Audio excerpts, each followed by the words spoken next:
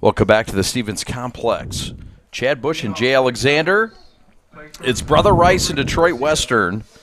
And the lineup for Western looks like this. Norberic Garcia to lead off, the shortstop, followed by Julian Contreras,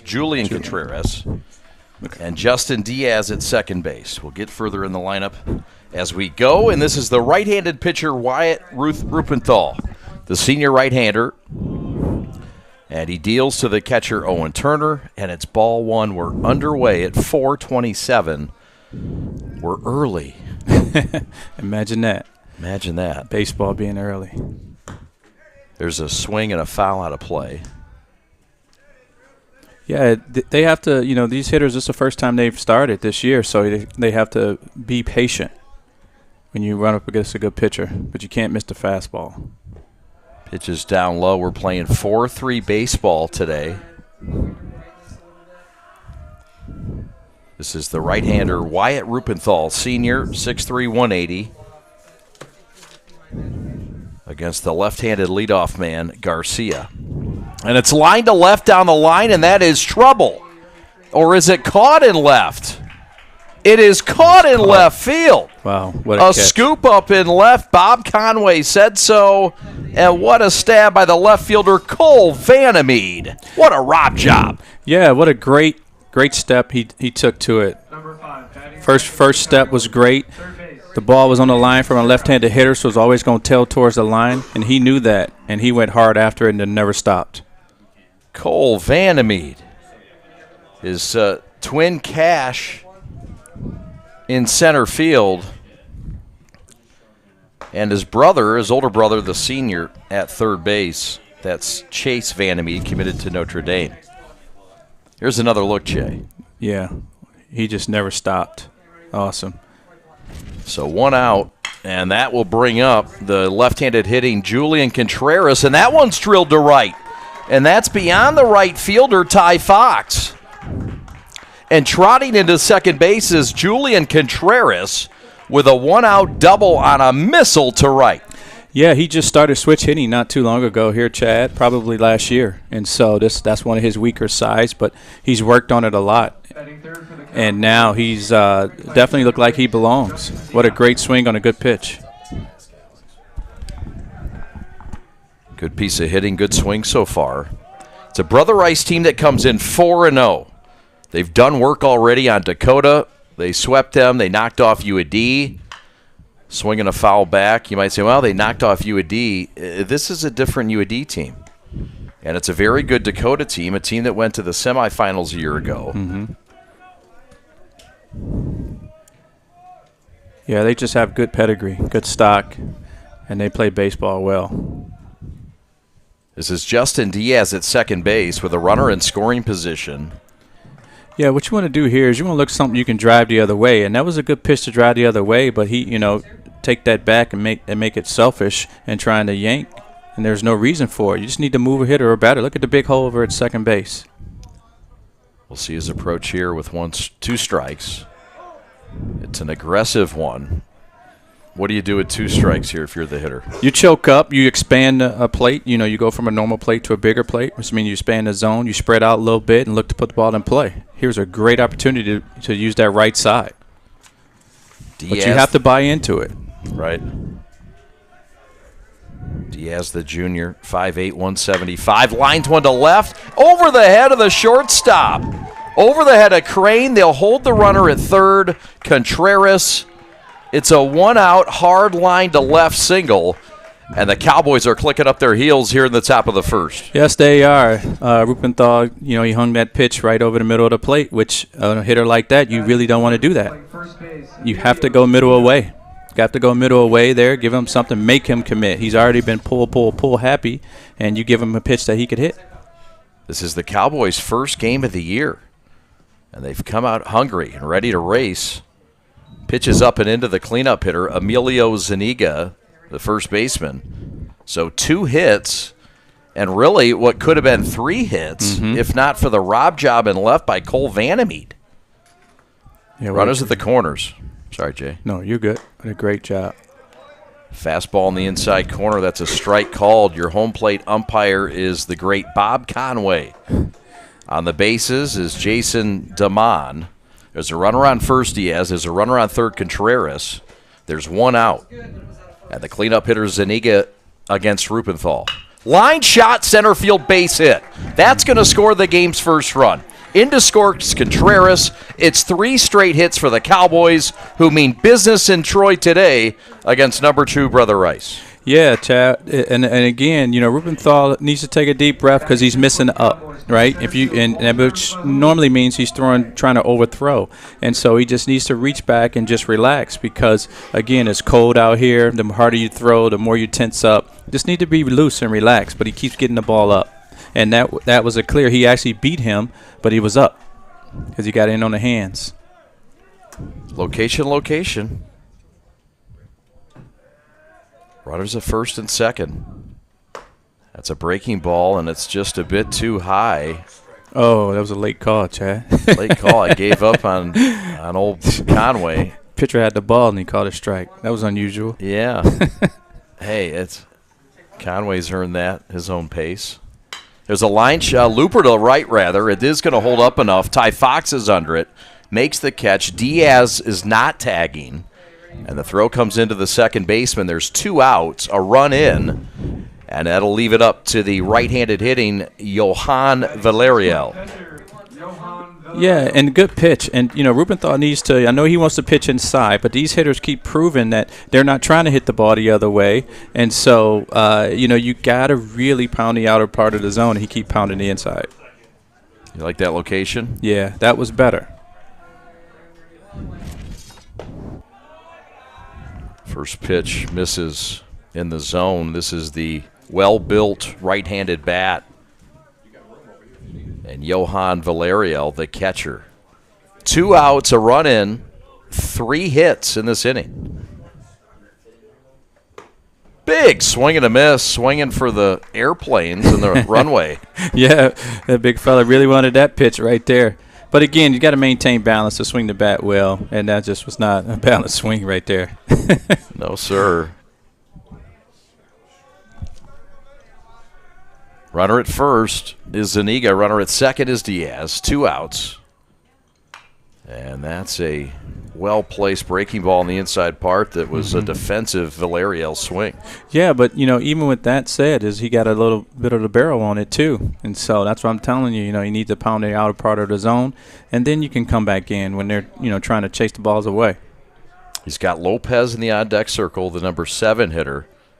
Some hard-hit balls in the first against Rupenthal. 1-0 Cowboys.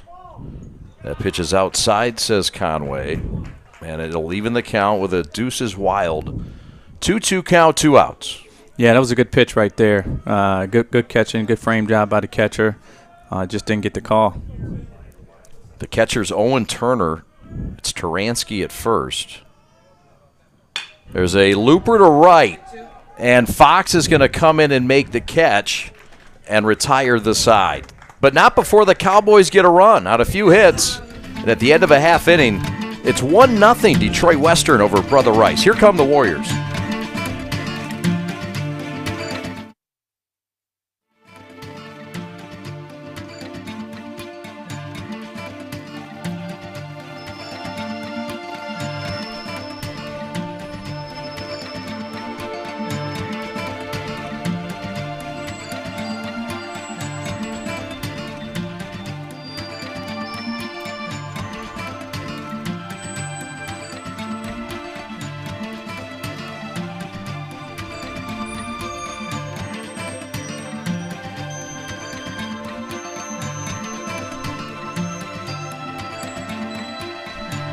Well, winter may be behind us, but your old tire landscaping is right in front of you. Now is the perfect time to start your spring cleanup with State Crushing Landscape Supply. From mulch to topsoil, we've got it all. Call State Crushing Landscape Supply for all your landscape supply needs. They've got 2 locations to serve you, Oxford and Auburn Hills. Give them a call now, 248-338-3310, or check them out online at www.statecrushing.com.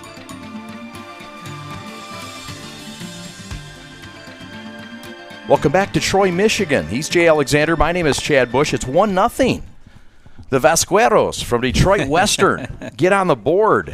How about the start in that first inning? What do you see inside the numbers and what came out of it? I see a lot of aggressive swings, a little bit too aggressive at times, but I see a lot of aggressive swings. You know, when a team comes out and they haven't been out all year, Chad, I think it's very advantageous for them to get their swings in early, right? You don't want to take a lot of pitches. You want to hit strikes, though. You want to really get after it. Because once you can hit that barrel one time, and then, you know, it's like you've been playing the whole season. So it's important for teams like this to really start swinging the bat. A lot of confidence as they saw some of those great swings. This is the batting lineup for Brother Rice, 4-0, number 2 in the state of Michigan, and led by Bob Riker. 35 years at Brother Rice in totality with his assistant time with Coach Cal, and as the head coach here. He won a state title in 2008. Here's the starting lineup. Cash Vandermeed leads it off in center field. Tristan Crane, the shortstop, will bat second. Ryan Taransky at first will bat third. Owen Turner, the cleanup hitter, will catch. Chase Vandermeed will be at third base. The extra hitter today is the freshman Broder Katkey.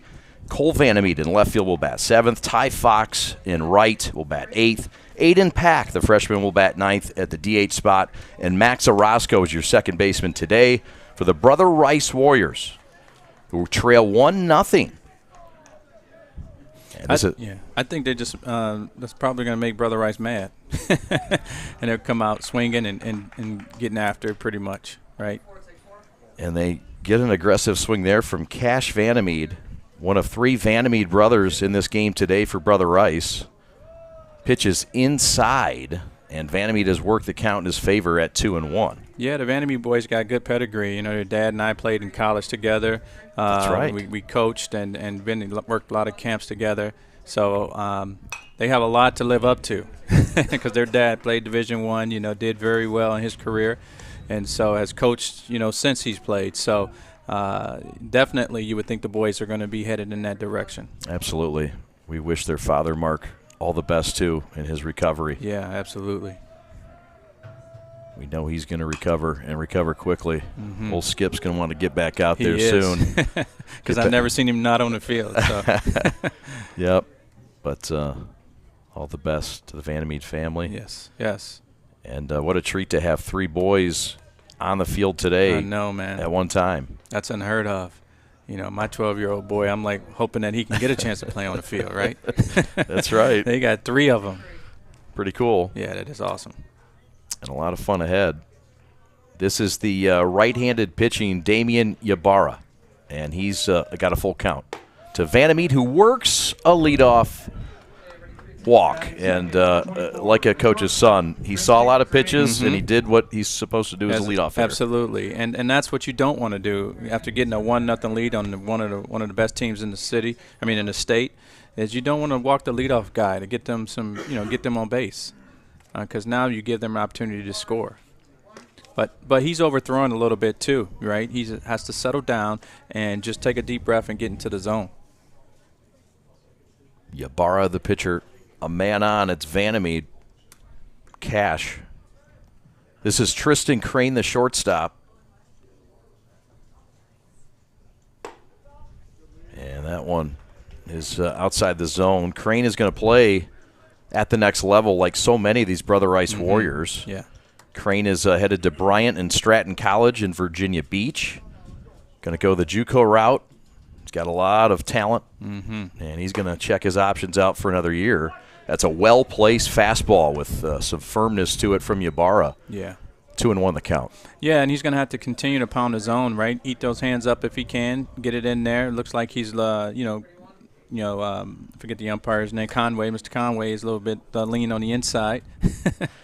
You never forgot the umpires' names when you were managing a game now. No, I didn't. You knew their name, or at least I thought that's what their names were. I know, right? I thought those were always their names. That's it. That's it. Heard a lot of things out of those Eagle benches. You, Mr. Vandermeed, have a common thread there. Yeah, for sure. Heard some things from both of you. For sure, yeah. There goes the runner. The pitch is a breaking ball. It's a good one to run on, and it is a stolen base for Vandermeed.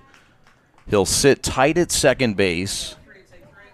We'll take another look at the pitch. I believe it was a called ball. Mm-hmm. So it's a full count. Here's another look. A good jump by Vandermeed. You know, it was a great jump, too, and he was on the slide step, so he must have been on the timing system as what we normally put in when I coached, and that's important. Even on a slide step, you should be able to steal if your timing is right. Crane the batter. Big cut and a miss. So battling back and getting the strikeout is Damian Ybarra. Yeah, and all those pitches was out of the zone. So, you know, Brother Rice is going to have to do a better job of being patient and letting the game come to them, right? They're a powerhouse. There's no need to go out and get it. Just settle down and let the game come to you. Hit good pitches and settle for walks. And let the big boys, the 4, 5, and 6 guys hammer you home. Here's one of those big boys, and Ryan Turansky, the big first baseman, left-handed hitter, and he smacks one to the right side. Diving play by the first baseman, Zuniga. Unable to make the play at first. Into score comes Cash Vandermeed, and the game is tied at 1. But a fine stab, but the conversion not there, and Brother Rice capitalizes. Yeah, right there, yeah, and you'll see it right here. The pitcher waited too late to get over, and so he made it harder, a much more difficult play than it should have been. If he would have went over there right away, he wouldn't have had to lead him. So the run is in. Owen Turner, the batter, we're tied at 1. There's a swat to left, and that's a base hit, a tomahawk job off the bat of Owen Turner, and OT keeps the trainer rolling. And Brother Rice with 2 on and 1 out, starting to mash now a little bit. Yeah, and that pitch again was out of the zone. I don't really know how many strikes he's thrown. Probably 3 out of this, out of 3 at bats, 4 at bats, and so he needs to really get the ball down in the zone and continue to work his pitches instead of try to overpower these guys. You're not overpowering these guys. So Brother Rice lineup that's very talented and deep, and this is one of the guys in the heart of it, Chase Vandermeed, and he's committed to Notre Dame. We've seen Chase on the basketball court as a tenacious rebounder and even some good offensive. Yeah, shoot the 3 a little bit too. Do that in the paint. Defender. Didn't play this past year, but he is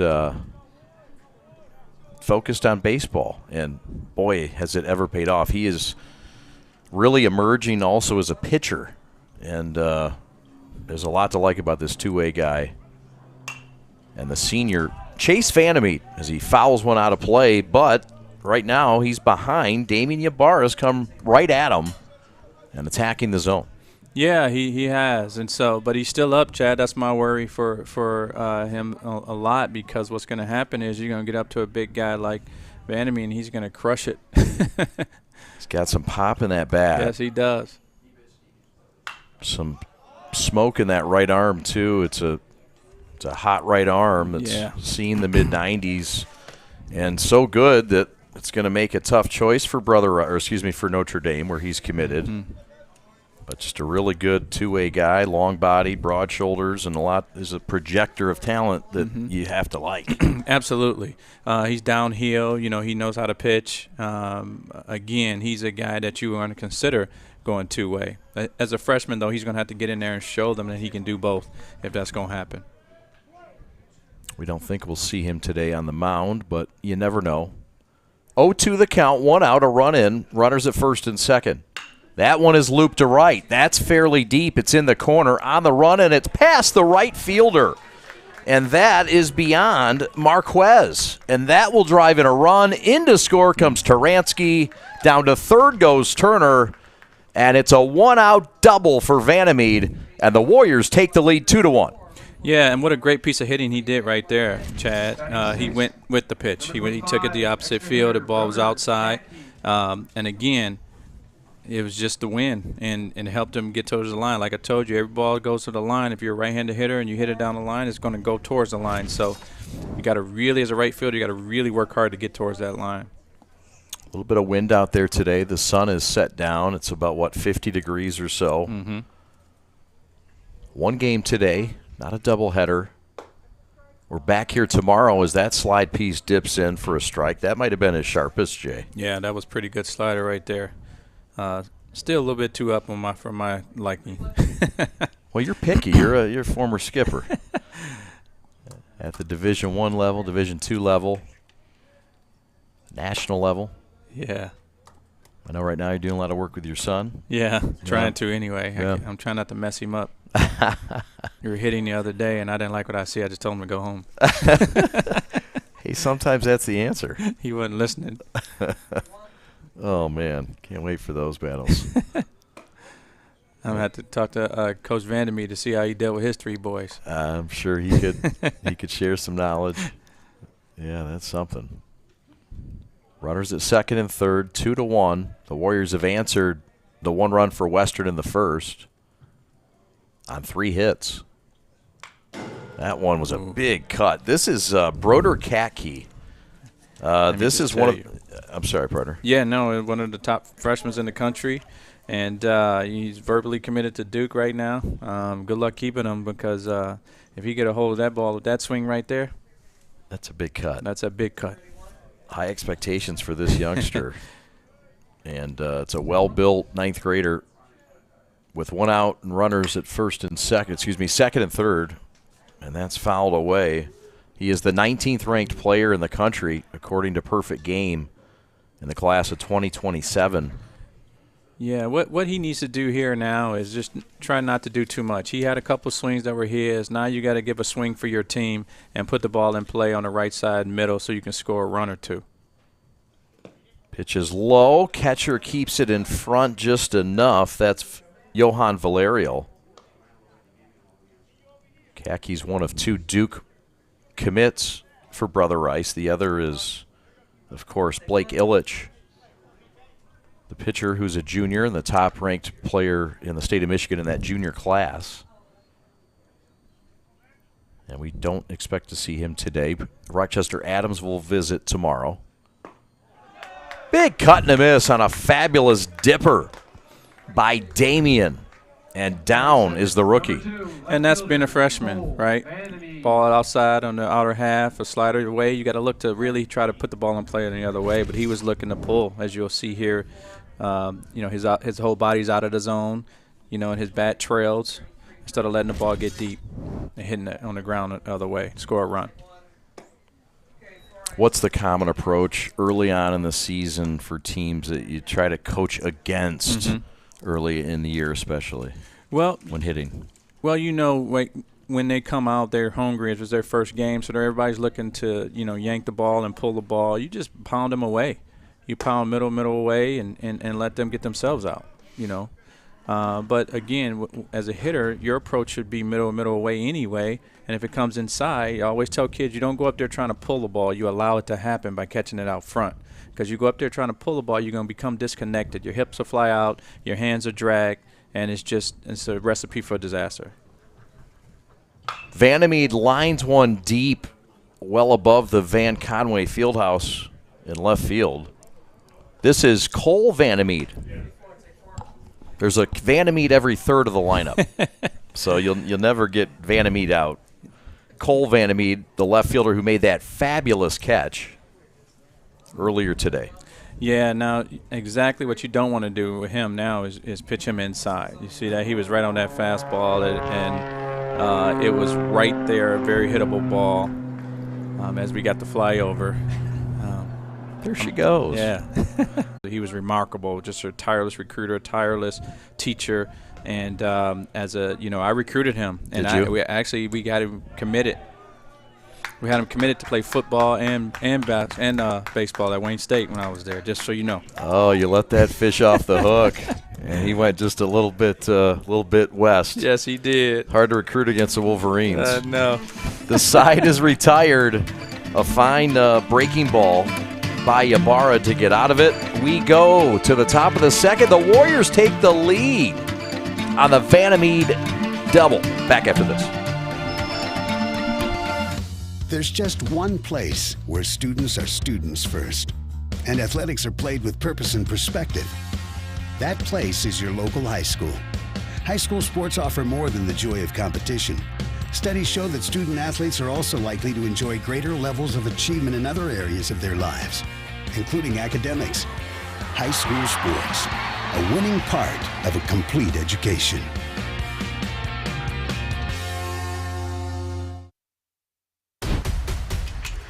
Lowering the shoulder.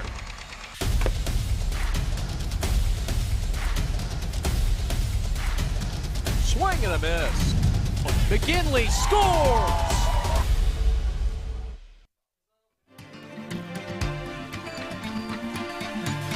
Welcome back to the Stevens Family Complex. We take a look inside the Detroit Western Cowboys out of the PSL, and they have been champions of that league multiple times, 18 of the last 20 years.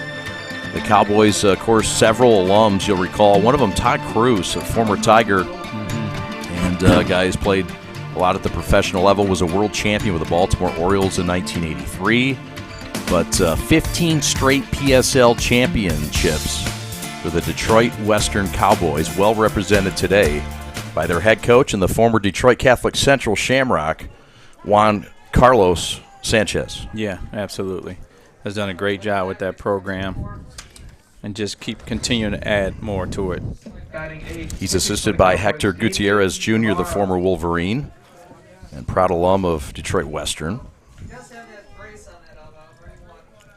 We've got a courtesy runner at first, hit by a pitch. Lopez on at first. Well, here's an opportunity for Ybarra to help his cause. Wyatt Rupenthal back out there. 22 pitches now for the senior right-hander Wyatt Rupenthal. And his first hit by pitch. This is the 8th man in the order for the Cowboys. What a nasty slider that was. So he just got to, Ybarra just going to have to commit to going the other way, right? But now here's an opportunity for you to bust them high inside and come back with a slider away. Bless you. Lopez edges off of first. It's a firm fastball on the outside corner. Strike 3 call. Rupenthal with a hammer on the outside corner for strike 3. God bless you again. Are you okay? I think so. Here's another look at that fastball. Rupenthal just painting the corner. Yeah, but look how far he's off at the plate. He's got to give himself a chance, too. And that's what I talk about with these young hitters. They stand so far away from the plate because they see a lot of big leaguers do it. And it just doesn't make sense. Why do big leaguers do it and get away with it? Because, unfortunately, the pitcher's got to come in at some point into his warehouse. Yeah. Not so much in this type of high school level game. Swinging a miss, swinging right through that pitch is the 9-hitter Oscar Marquez, the right fielder. 2-1 Brother Rice on top. We're in the top of the second inning, a single game. The Cowboys led 1-0, and Rice came back with 2 in the bottom of the first. Pitch outside corner. Bob Conway says, strike 3, you're out. Yeah, that was a great located pitch right there. Not too many people are going to hit that outside fastball. Well located pitch, Jay. Yeah, they're going to have to do something here time-wise to get him on the move, to get him to second base. Garcia is one of their better hitters. Norberic Garcia, the man who led off the game and was robbed. Really? Yeah, he does a really good job of hitting the ball away, too. I've seen a lot of at-bats from him. Talented shortstop out of the crouch. Fooled on that one, waved at it, and Rupenthal starting to shove a little bit here in the second. Yeah. And Garcia's from right out of Puerto Rico as well, too. Is that right? So, yeah. Mm-hmm. Well, you bring up a good point. Detroit Western is an international school. Yes, it is. And so, which is a unique opportunity we'll get to in a moment. Pitch is just low. Runner on first is Lopez. So how is that? How does that work being an international school? Well, you get a lot of kids coming from other countries that flock right to Western because there's a Hispanic speaking, Bengali. I mean, you have a bunch of different dialects that's spoken there, and so they're one of the top attended schools in the PSL. And so for that reason, it just happened that Western is kind of like the melting pot in that area with Southwest Detroit, Mexican town, and so it just sticks. Makes sense. And high reputable school in the academic side as well. That pitch gets away, and Rupenthal has lost the zone a little bit. Jay, what do you see that's going on here with Wyatt? I think it's just that 2-out deal where a lot of pitchers think it's over. They about to get it's done. They got the first 2 outs, so we can relax. So he just needs to just settle down and just go right after the hitters. Unfortunately, he's got their best hitters up right now, so now he's got to really get back into mode. Runner at second is Lopez. The runner at first is Garcia. It's a fastball right down the heart of Equity Drive for strike one. Yeah, that was a little bit slower, though, so I don't know if that was a change piece or not. I got to see that again. But, yeah, had a little bit off. Yeah. Or maybe it was just a get-me-over fastball. We'll see what he comes back with here. That's a breaking ball. It's lifted to left. That's going to drop down. Vandermeer going in and Vandermeer going out. Throw to another Vandermeer at third. Not in time. It's a base hit going to third. Lopez in to score, Garcia to third, and it's a 2-out single, and the game is tied. How about it for Julian Contreras? Yeah, just didn't do too much, try to do too much. His ball was outer half. He waited a little bit and was able to dink it in. In to score Lopez, tied at 2, and the Cowboys may not be done yet. No, they got their 3-hitter up. Who's got a lot of pop, by the way. And, you know, it looks like you said, Rubenthal just is trying to overthrow again and just kind of lost it a little bit, which is unfortunate here. But he's got a chance to get back at it. Justin Diaz, the hitter, already a base hit in this game. Trying to give his team the advantage again, like he did in the first. Yeah, he just has to stay connected and try to continue to hit the ball up the middle. Because he's a kid that like to really just pull happy. First game of the year for Detroit Western. 5th game of the year for Rice. Outside corner, low. Now that's a good pitch. I'll be screaming from the dugout. I want that pitch. The Brother Rice coaching staff. Mike Steele, the pitching coach. Kyle Galley, longtime assistant. An alum. Hit by pitch, bases are loaded. A near swing, but holding back. And they'll give him first base, but the concern is with Diaz.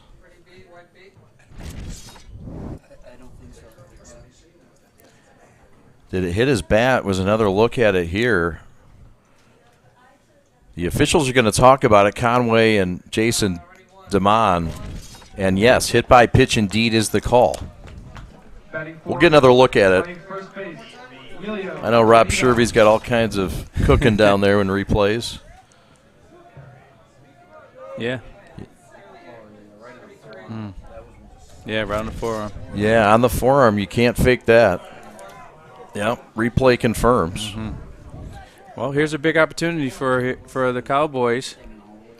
It's Zuniga with the bases juiced and 2 outs and a big cut against Wyatt Rubenthal, who's up against it right now as he throws his 40th pitch today coming up. Yeah, he needs to really, really pound the zone here a little bit because and that's what Zuniga understands, that he's going to get something good to hit. So here's an opportunity for him. Garcia at third, Contreras at second, Diaz at first. And it's a breaking ball that is over for a strike. Now, if I trust my catcher right here, it's a great time for a slider in the dirt right down the middle of the plate. We'll see what Zuniga does here. Against Rubenthal. Great stop by the catcher, Owen Turner, to keep that runner at third, Garcia. I would have loved to see that more over the middle of the plate, though, right? Because now it's more attractive. It starts out on the outside part and goes in the batter's box. You know, nobody's chasing that. Right. Still in favor of the righty Rubenthal. He's given up 2 today. Pitch down and away.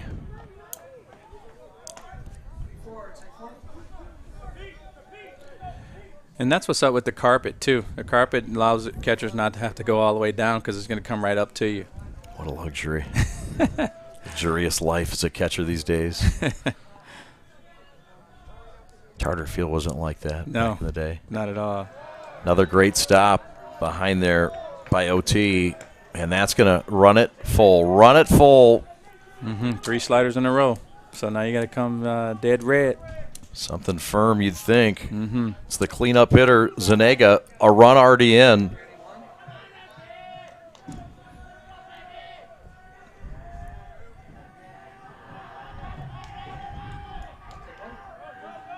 Got him on strikes. Rupenthal ends the inning with a K on the outer half of the zone. And, Jay, that was a nice piece. Yeah, it was a slide piece. He went up to his best pitch, so hats off. That's outstanding. Look at that. Boom. Went right to his best pitch.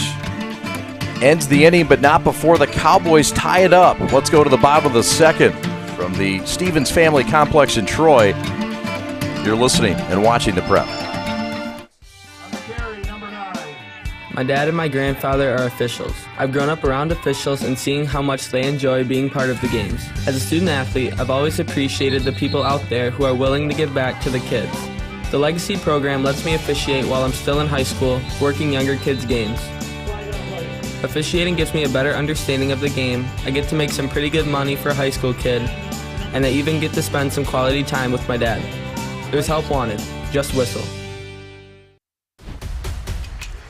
Lowering the shoulder.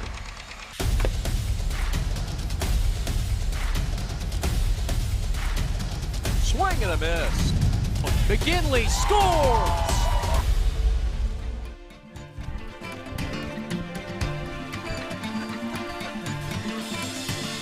Well, the Brother Rice Warriors 4-0, off to a fast start. 1,000 students combined 3 state titles to their credit, 92 and 94 under Coach Ron Kalzinski, and 2008 under Bob Riker. One of their notable alums, well, I'm sure you've heard of him, DJ LeMahieu, an 07 grad at Brother Rice. And what can you say about DJ? 3-time All-Star. He's got to be All-Star more than that. Yeah, absolutely. Silver Slugger. I mean, this guy's done it all. Hitting champion, career stats 292. He's got 1,700 hits in his career. 120. I mean, the numbers are just gaudy, and he's proud to be a Brother Rice Warrior. He is, man. He always comes back and gives back and does a lot of great things through Brother Rice. So kudos to them and Coach Riker, you know, and really making sure that those former players come back. It's important in a program. I know you've learned that at the college level. Yes, High sir. school's even a little different than college, Yes, and it building is. programs, and especially nowadays, building a program in college. Man, Yeah. the portal and all I don't know how the you things can to do deal it. with. Yeah, man. I'm actually glad now that I'm out of it with that standpoint. Yeah, You know, as a head coach, you really don't get to coach much. right. So it's Dealing with everything unfortunate. else. Yeah, especially in D1, you know, that's why you got to have really good assistants behind you. And so, you know, especially when you go to mid-majors too, it's you just don't have a lot. So it's very, very difficult to keep up. And now with the portal, they're still in your better players anyway. Yep. It's like, what do you do? Here's Ty Fox. He's committed to Ohio State. What a fine career it's been for Ty. Good-sized guy, plays summer ball for the East Coast Ghost. Big left-handed bat, smooth-looking swing. I know you like his projection. Absolutely. He's definitely a projectable player. And going to Ohio State with my guys over there with Buck Taylor and, you know, Buck from California and the new coaches also from California. I used to work with those guys at the Stanford camp a lot. So they do a really good job, and they're going to continue to grow that program. It's a fly ball out of play down that left field line up against the Van Conway Fieldhouse. And this is the leadoff man in a battle, Ty Fox. 6'3", 200. Yeah, just like to see those. Again, I always talk about patience as a hitter. Just like to see those guys really make him bring the ball down. Pitch inside, missed by Damian Ybarra. Ybarra's thrown 35 pitches in this game. Yes, he has. And he's got a lot of foul balls as well. But if he can settle down and stay in the zone and stay low in the zone, he'll have a really good opportunity. Ground ball right side, and that is just wide, says Jason Damon. That was close. It was. We'll have a privilege of a replay here. And, Ooh. yeah. Remember, if it goes over the bag, Yeah, it's we'll fair. get maybe another look from the Z-Man. If it goes over the bag, it's fair. If it touches the bag at all. All right, here's a look. Man, that's It's close. I'm telling you. I think I might have gotten tossed on that one, Chad. Early in my career, not later in my career. Early J. Emotional J. I would have asked him if he'd understand the rule. I don't know if I'd have said it in that way, but A little more condescending, maybe. Outside corner, strike 3 called. That was on the outside corner. Ybarra with a strikeout. good catch and pitch there. It was a little bit outside, a little bit over the plate, but that's called in the high school game. And just a good catch and good pitch here. You'll see it right here. See, that's a little bit off the plate. In my opinion, that's my. Yeah. But yeah, so it's a tough pitch to hit. Darn right. If he's going to get that, I'm just going to tip my hat and walk away to the dugout. And you're probably going to try to go back there at some point to see if that's still a hot zone. Absolutely. Right? Absolutely. This is Aiden Pack. This is another youngster on this Rice roster. It's fisted back foul quickly ahead of the rookie is the righty, Damian Ybarra. And with a young hitter like this, you give him 2 inside fastballs. Again, normally you throw a waste pitch here, but you threw 2 and he swung. So now you go right slider away, but you got to get it away. Can't be hittable. Oh, came back with a fastball away. Good call. Strike 3 called. A slide piece that was sharp, and Pack says they don't throw those in the 8th grade. No, they sure don't.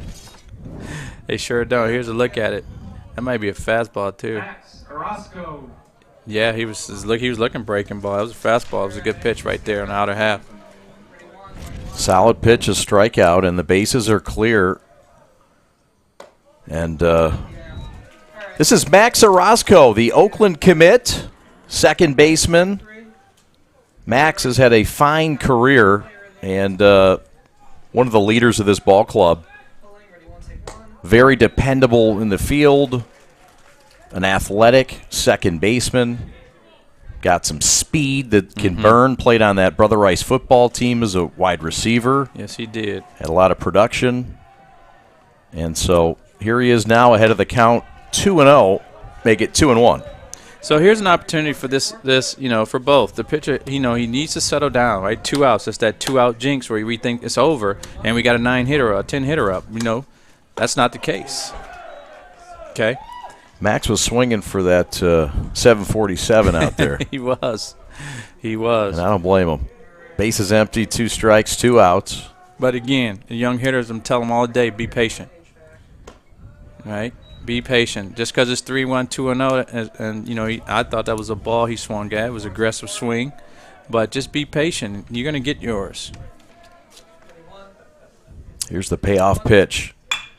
Ground ball, Great base job. hit up the middle. Max Orozco with a strong at bat, and it pays off with a base hit with 2 outs here in the 3rd. Now, that was a good piece of hitting. He really didn't try to do too much. He cut down his swing, and look, middle of the field, middle of the diamond. I mean, nobody's there. We don't call pitchers athletes, but, nobody's there. So he keeps it alive. Some good speed in those legs as well. Bob Riker, the third base coach, flashing some signs. Kyle Galley down at first. And this is the leadoff man, Cash Vandermeed. Yeah, what a really good-looking player he is. Lefty swing. Looks like a throwback, dirtbag type of player. That kid, he could play for me any day. He scored the game's first run. And he's in a spot here where he could potentially drive in his cousin at first base. There goes his cousin. And that's driven deep to center. Going back to the track, to the wall, and it's off the wall. Cash Vandermeed's going to drive in Max Orozco, and it's a stand-up 2-out triple for the center fielder, Vandermeed, who's cash on that cut. Yeah, what just a great piece of hitting, as you'll see here on the replay. Stayed right there. The ball was right there middle way. Took it right to the middle part of the field. Stayed connected. Put a good swing on it. That's all you want. I mean, you look at it. Like I said, dirtbag, man. Yep. You know what a dirtbag, those kids who have their back of their uniform dirty have no idea how it got there. It's hard to get dirty on this field, though, Jay. It is. You have to go diving down in the bullpen areas. It is. Nowadays, playing on the turf. It is. Well, the big cut, the 2-out triple by Vandermeed, and the Warriors have the lead 3-2. And that's what happens. You go 3-1 on the ninth hitter, and you give him an opportunity to get himself on base. And then now you get the top of the line. You turn the lineup over and top of the lineup, and that's what happens. 2 out, those 2 outs, mistakes. Yep. Big cut. This is Tristan Crane, the shortstop. Crane also, you'll see on the mound, he's gone 3 innings with 6 Ks this year, yet to give up a earned run. And part of a Brother Rice pitching trio that's been fabulous this year to start. Mm-hmm. Yeah, they're doing a good job on the mound, for sure. Pitch is a bit low for the liking of Bob Conway. That's Damian Ybarra still doing work. Mm-hmm. He's thrown half 100 pitches, and he's going to be challenged here with the man at third, Cash Vandermeed. Yeah, he's really going to have to settle down. Tough pitch to lay off there, right there, but good pitch to throw. Must have been low. He's going to have to settle down. You don't want this run to score here. You don't want to give these guys a 2-run lead at all and give them some confidence. You want to shut them down right here. The 3-1's inside will run it full. Oh, it's full walk. That's ball 4, my bad. Yeah. Sorry. Batting third, number 17, the first baseman, Ryan Tyransky. Here's Tyransky, the batter. Ryan Tyransky, committed to Central Michigan. Fire up chips. Now, I don't think that's a bad walk right there, especially when you got behind. Unfortunate, but now you got behind. But again, pick your poison, because now Ryan's coming up hungry. Right. That's right. He is. We've seen him. Yeah, and now the first baseman is not playing back, so if he hit a scorcher down there, he missed that pitch. Definitely want that back. A little off speed, right down the heart. So you got Vandermeed at third base. That's Cash Vandermeed, who had the 2-out triple, run-scoring triple that scored Orozco, and that's Crane at first. And Tyransky lifts this one up and away and over towards Robert Sherby's limousine on Equity Drive. Yeah, what a good swing there. Now he's like, what is he going to throw me here? And what you want to do is you want to make sure you don't give him anything to hit. So either you're going to waste a pitch high and away, or you're going to come right down on his back left foot for the slider in. Ybarra deals, and it's laced foul down the left field line. Now, if you're going to get that pitch away like you did, you got to get it off the plate. Yeah, a little more off the plate you'd like to see. Yeah, absolutely. Yeah. Make them chase it. Because especially with high school hitters, with 2 strikes, they just get hungry and we got to put our bat on something. Yeah, and more emotional, would you say? Yeah, absolutely. Less tame. Less tame. I don't know. I've seen some pretty untamed college hitters. Yeah, too. for sure. I was one of them. But learning the strike zone's part of it. Oh. That's a slider, and that made Bob Conway twitch. I'm not sure if that was up or not, but he definitely thought it was up. And ooh, my goodness. Ooh. Now that's a tough pitch. Whew. It's a good pitch. He froze him now, but Yeah. he froze him at that point, and he should have been rewarded for that pitch. 1-2. That one he's rewarded for. Strike 3 called. Tyransky knew it, and that ends the inning, but not before the triple by Cash Vandermeed to unlevel this game 3-2. We're back to the Stevens Family Complex right after this. Hi, I'm Nick DePonio, and this is HVAC.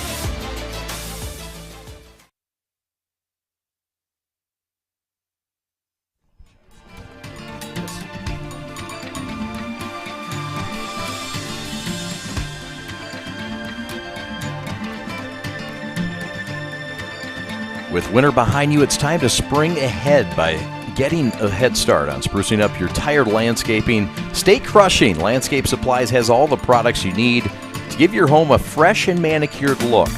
From mulch to topsoil, they have exactly what you need. Delivery, pickup, all available.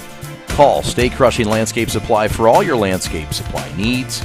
2 convenient locations in Oxford and Auburn Hills. Give them a call, 248-338-3310. Check them out at www.staycrushing.com. Chad Bush and Jay Alexander back with you from the Stevens Family Complex.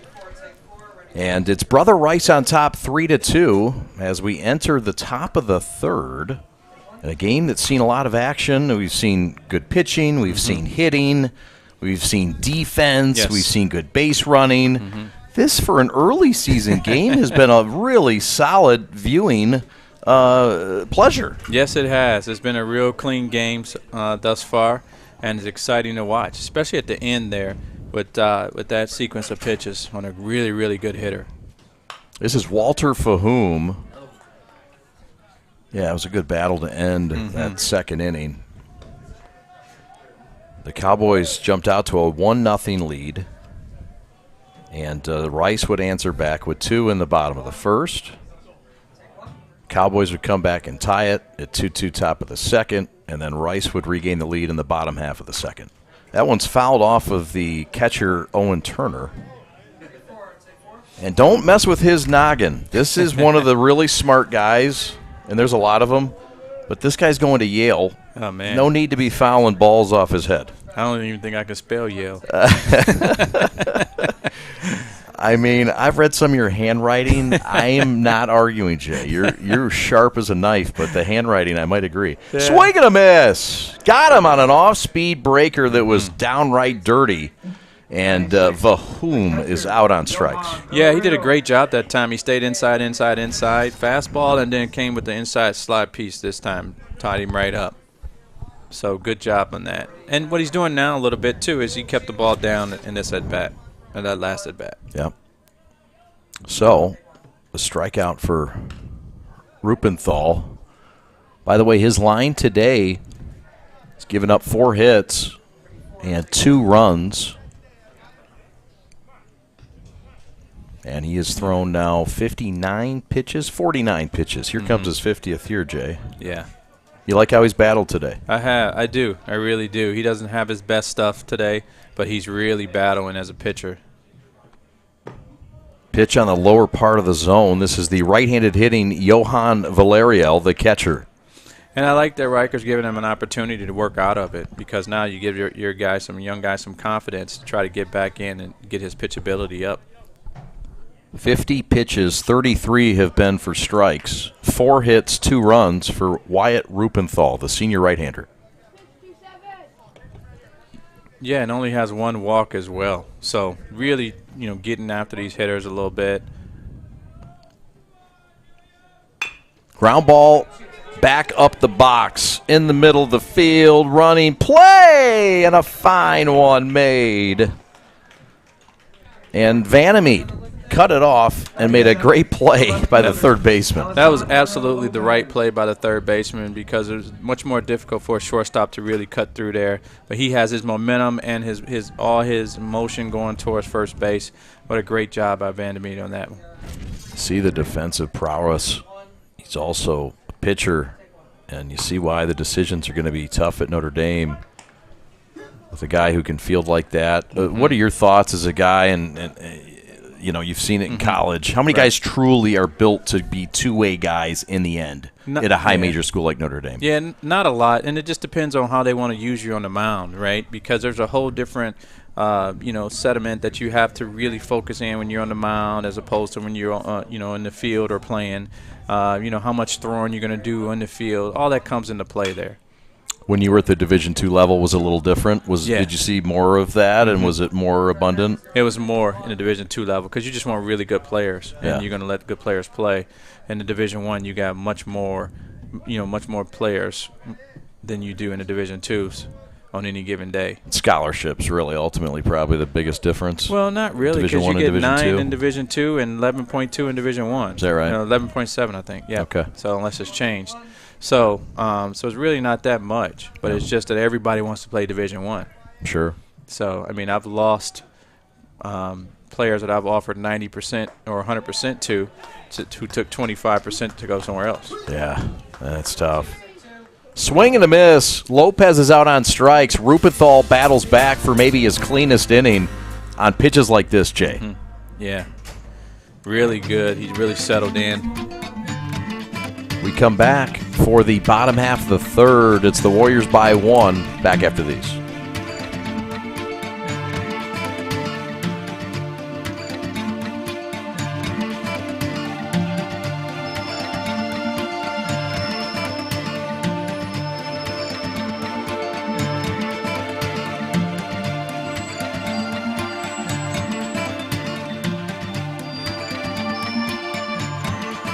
Welcome back to the Stevens Family Complex in Troy, Michigan. This is the baseball home of the Brother Rice Warriors. What a beautiful facility it is. You've got the Vanny Conway Fieldhouse on the left field line. And you've got just a wonderful field that has a high wall around it. A reachable right field at 315, 320 down left, and 370, I believe, in center field, but it's a high wall, and we saw that drive by Vanamy that went all the way. Yeah, it did. I mean, that triple by Cash went all the way to the fence. There's our friends at Warrior Baseball and D Las Vegas Baseball. We thank them for their patronage, and this broadcast partially sponsored by them. Warrior Baseball, one of the finest groups you'll find. They have all these facilities and great trainers, teachers, a team that's played in the game for a long time and done well behind people like Bob Riker, Absolutely. Brian Kelzinski, and others. What makes Warrior Baseball brother. so strong? Yeah, just because of their teachers, like you said. They do a great job. Brian is, like, again, he's one of the best teachers around, man. I just can't toot his horn enough. And so just a pleasure watching them, competing against them. State-of-the-art facility in there. Bob Riker gave me a tour a couple weeks ago, and I mean, state-of-the-art technology and space, and then the access to go out on the field and do it actually on the field. So that's an advantage. Yeah. Well, he pays attention to detail, and he has everybody on his same system. So what happens is once you get successful, more successful players want to come there. Yeah. Like we've lost players to them, unfortunately. But I'm like, as Brian Kelzinski, if you got a chance to play for him or me, I'd tell you to go play for him too as well, because he's going to put much more time, into it. You talked to the story about Brian Kelzinski playing at Wayne State or having a Wayne State football and baseball opportunity. Yeah. And we then actually said, signed him. You signed him. Yeah, we signed him for baseball and football. And then somebody got in his ear, and he went to junior college, got out of it, and then ended up going to Michigan. What's the matter with him? Oh, man. Well, he ended up doing great things. Yes, he did, man. Did it the hard way, too. Yeah, he went and earned it. Very successful. Again, I love Brian Kelzinski. He's outstanding, man. One of my favorite in the baseball world. Yeah. And of course, his father, Ron, winning 2 state titles here in 92 and 94. Brother Joe helping out. I don't know if he's Sure. still helping out. Absolutely, Joe that's right. Kept caught at Michigan State. Was it Michigan State? Yeah, Brian went to Michigan, and Joe caught at Michigan State. That's right. I'm sorry. Yeah. House divided there. Yeah, for sure. Father also was the defensive coordinator for Alfred Casa football teams. That's right. Legendary teams. High sky to right. There's room for the right fielder Marquez, who makes the catch in the deep track and right. Retrieving back to first base is the runner, Owen Turner. Yeah, man, he just missed that. Got under it a little bit. Look at that. Got right under it. Because if he would have hit that ball in line, it would have been gone. He walked. So that'll bring up Broder Kaki, the freshman. Struck out as the last at bat here. So hopefully he can settle down and look to go middle away to stay connected. Ground ball weakly to third, handled by the third sacker. Contreras to first, and it is wide, but they are going to call this a foul ball. I'm not sure. We'll get another look at what went wrong. Yeah, he was in foul, but the ball was in fair when he caught it. I don't know. Bob Conway might be onto something over there. Yeah, he was on it.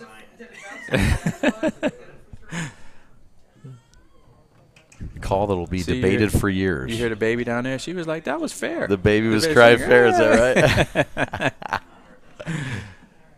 So Kaki back to the dish. There goes the runner, Turner, and there will be no throw. It's a stolen base for the Yale-bound Owen Turner, who continues to tear up offensively. He had the 3-run walk-off home run against UAD last weekend, and the guy can run too. Yes, he can.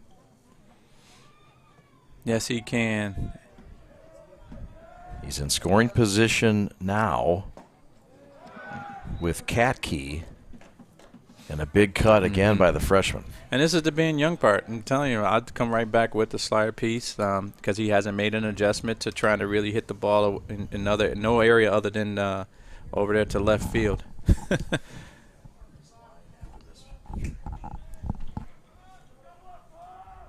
Turner with a modest lead at second. Diaz dekes him a bit. That one's lifted foul up and out of play.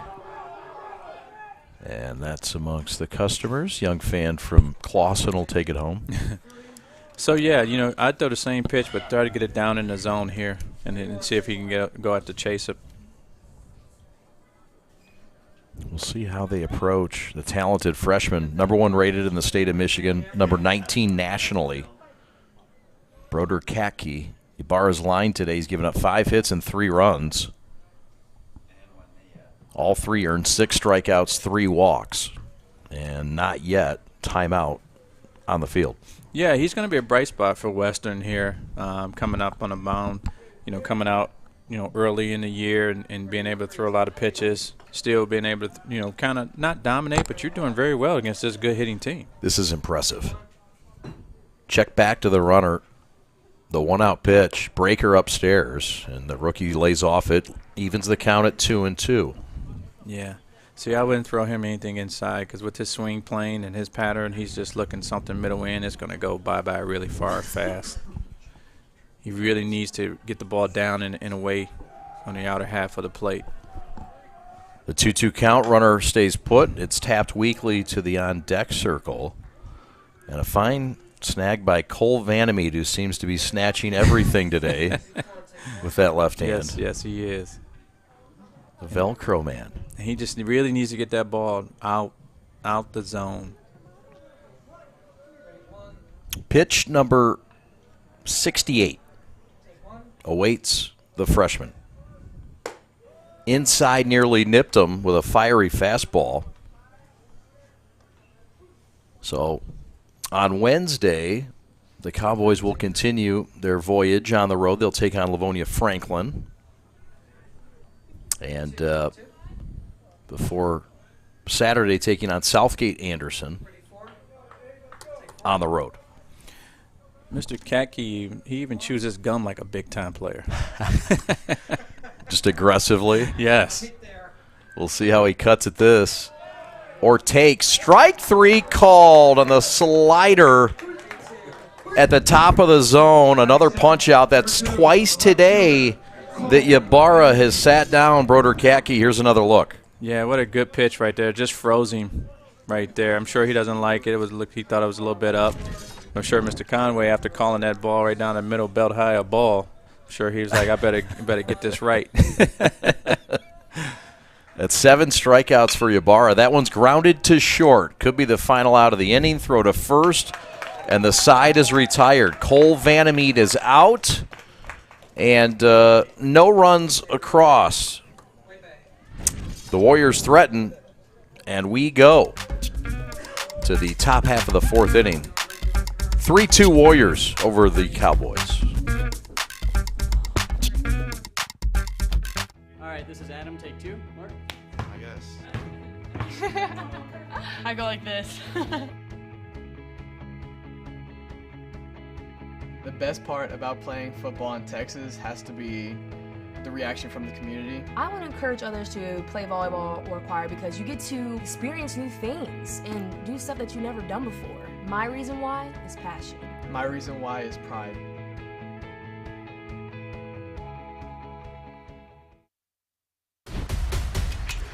Lowering the shoulder.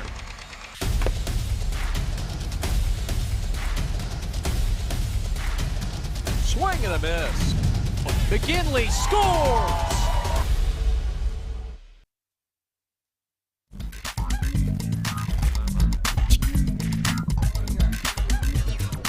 That's Bob Riker in his 27th year as the head coach, 35th year overall, and a class of 85 grad. Brother Rice went to Central Michigan and was drafted by the Detroit Tigers. And he has led this club to 9 Catholic League titles, 15 district championships, 8 regional titles, 7 state semifinal appearances, 3 finals, and 3 finals appearances and 1 state title in 2008. For the 3-time Brother Rice Warriors, Bob Riker is one of the best to do it in the state of Michigan. Yes, he is, and he's been doing it for quite a long time and been very consistent in getting players to the next level, whether it's the professional level or whether it's the college level. So definitely he creates a lot of great young men. This is Aiden Pack, the right-handed pitcher. This is a freshman. Pack, he's rated the second highest freshman in the state of Michigan in the class of 2027, just behind his teammate, Mr. Katke. He will be challenged, and he will face the right-handed hitting Full hum. Nope. Damian Ybarra, the pitcher. All right, yeah. How could I not recognize that figure? I've been looking at it for 69 pitches. That's Ybarra. I should know it. So Wyatt Rupenthal's day is done. He's in line, perhaps, for the win. But it's the slimmest of margins. It's a 1-run lead for the Warriors, playing their 5th game against the Cowboys, playing their opening day today. And the Cowboys opening up some eyes, playing a tight 3-2 game in a game at which they've led twice. Right. And this man has thrown a gem to keep him in it. Yes, and that's been impressive. Yes, he has. Tristan Crane handles that thing very clean and fires to first to Charansky, and there's 1 out. Yeah, he just come in throwing a steady diet of fastballs right down in the zone, which is always tough to hit, and hasn't had an opportunity to throw anything else. And at this point, just go right out to 8-9 hitters. Why not? Here's the 9-hitter Oscar Marquez, and continuing to attack is Pack. Yeah, I like his presence on the mound and his demeanor and his go after it right away. Get the ball and go. Get the ball and go. Not wasting any time. That's the kind of pitcher that, as a defender, you really want to play behind. Guy who just gets the ball and go. You're always on your toes. Fastball outside corner, strike called. It's a former guy up the middle. How important is it also to have a quick working pitcher that you can count on? It's extremely important because you're always on your toes. You're never sitting back on your heels, and lots to say about that for a defender. Yeah. Because you always got to be ready, and you're always staying ready instead of just like, man, let's this guy hurry up and throw a pitch. Right. Or look at that dandelion. Because I played with some human rain delays, as we call them. Oh, I remember a few of them. And they was not fun. Remember Big Stevie? Yeah, oh my God. All 6'9" of them. It took a while to get him in motion. Mm-hmm. Oh, yes. This is Oscar Marquez, his team down a run. We're in the top of the 4th, and that slider's upstairs. Pack, the new pitcher, Rupenthal's day is done. His line is complete. He goes 3 innings in this game and throws 58 pitches. Swing and a miss, and that is quick work and 2 outs. A ground out and now a strikeout for the freshman Pack. Yeah, see, these guys have not showed him they can hit his fastball yet. I would not have thrown the 9-hitter a slider there when he blew three fastballs right by him, because what they do is speed up his bat, and there's a reason why he was able to fall off that 1 pitch. Pretty impressive for a freshman, too, to have that cadence. Popped up, Vandermeed with room. Now in fair territory, makes the catch. A 1-2-3 inning. Our first of the day. How about it? Warriors lead at 3-2. Let's go to the bottom half of the fourth from the Stevens Family Complex in Troy. Every high school sporting event in the state of Michigan has one thing in common: officials. Every game, every meet, every match. Without officials, there'd be no touchdowns, no three-pointers, no face-offs. Without officials, there'd be no games. Officiating is a great way to give back to your community and stay involved with the sports you love. And officials are needed now more than ever, because without officials, it's just practice. Lowering the shoulder.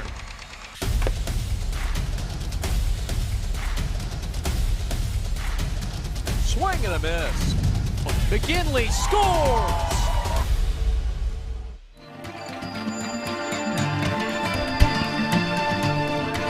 Juan Carlos Sanchez is the bench boss for the Detroit Western Cowboys. He's in his 13th season.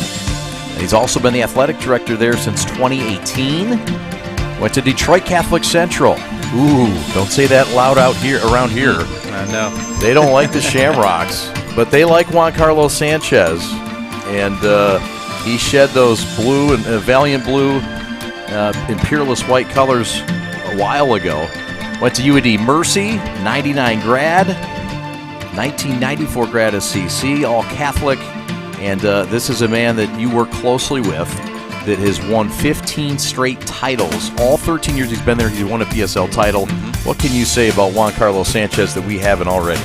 He pays attention to detail. He really focuses on making these kids to young men and getting them moved to the next level, kind of like Riker on a lower level perspective, right? Doesn't have all of the things that Brother Rice has, but he's able to do a lot with little. And that's the most impressive thing. He never complains. He stays there. He recruits. He stays in his own home area, and he really mold these young men. And that's one thing I could say. And he's done it for a while now, and he's sent a lot of kids to college. And he's, like you said, the guy who's done it the right way. We've got a new pitcher, Norberic Garcia. The shortstop has moved into pitch. So the day is over, and the line is complete for Ybarra. Now, Garcia is a two-pitch guy with some heat, but he'll be a little bit erratic. In fact, I'm going to steal a line from my man Bobby Scales from the Tigers, who's a good friend of mine. He's kind of like an Eminem guy right now. Either he's going to miss or he's going to throw right down the middle of the plate. So, but he does have a really great slide piece. But he really needs to get ahead with that fastball and has a tendency to overthrow. We'll see how he handles the left-handed hitter, Ty Fox. He pops him up here. Mask is off for the catcher, Valerial. And that one's out of play. Yeah, but he's got good stuff. He really does. It'll be tough to follow the act of Ybarra, who was absolutely fabulous through 3 innings. But we'll see how they respond with Garcia. Norberic Garcia, the 5'9" junior. And he'll change his motion from time to time to try to fool the hitters. That's kind of like a pattern.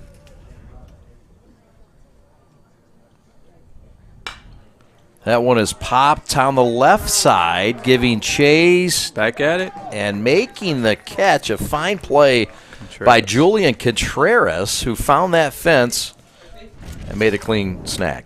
Batting 9, number 7. Yeah, he did. Designated hitter. And he just got under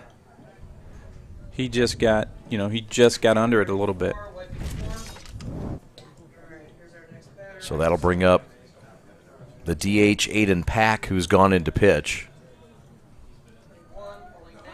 So Pack against Norberic Garcia. 3-2 Brother Rice on top. The bottom of the fourth, 7-inning affair. Swing and a miss, a slide piece from Garcia that we've seen. Really, I'm telling you, he's got one of the best sliders out there. He's just really starting to come into his own as a pitcher a little bit, and he's been working with the former big league guy.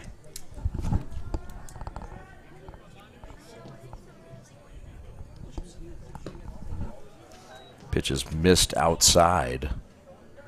1-1 the count. Tomorrow it'll be Rochester Adams in the house to take on Brother Rice. 4 o'clock start here at the Stevens Family Complex. There's some chatters about weather. I know. There could be some weather concerns, but they play on carpet, so it should be good. That's right. They play on carpet, and we're inside this beautiful press box. I know, so weather's not going to affect us. No. We're concerned with, the Kyle Buchanans and the Zach Wheelers of the world, but outside of that, we're okay for anything tomorrow. Pitch is upstairs. This is Aiden Pack, the number 2 rated freshman in the state of Michigan right now in the freshman class. Yeah, and Garcia really needs to pound that zone and get the ball down a little bit. He's really trying to overthrow a little bit too much here. The 3-1 slider popped up, and we'll do it again, giving a courtesy chase. And that's on a play. Zuniga gave a look. Wind's starting to pick up a bit. Center field, we see that flag. It's blown all over today, but right now it's blowing in a bit.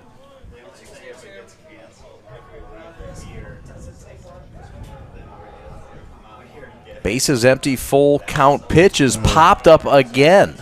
And this is also going to find the outer parameters of the field. He did a good job of fighting that off. That was a really good tight slider on the inner half of the plate, and he got a bat on it. Really good job. Really good job, a 2-strike swing right there to stay back in the count. And chances are he's going to throw another slider here. We'll see what the approach is. The set by Garcia in the pitch inside. It fooled Conway, too. You see him move? Yeah. He did. He didn't sit in on that one. Unfortunate. Number 1, the second baseman, Max Orozco. That'll bring up Orozco, and that will also bring in a courtesy runner. The Warriors will check in Tristan Turner. Tristan Turner now running at first base. And this is the Oakland U commit, Max Orozco, who had a base hit back in the third. Got it a strike. Strike is indeed called.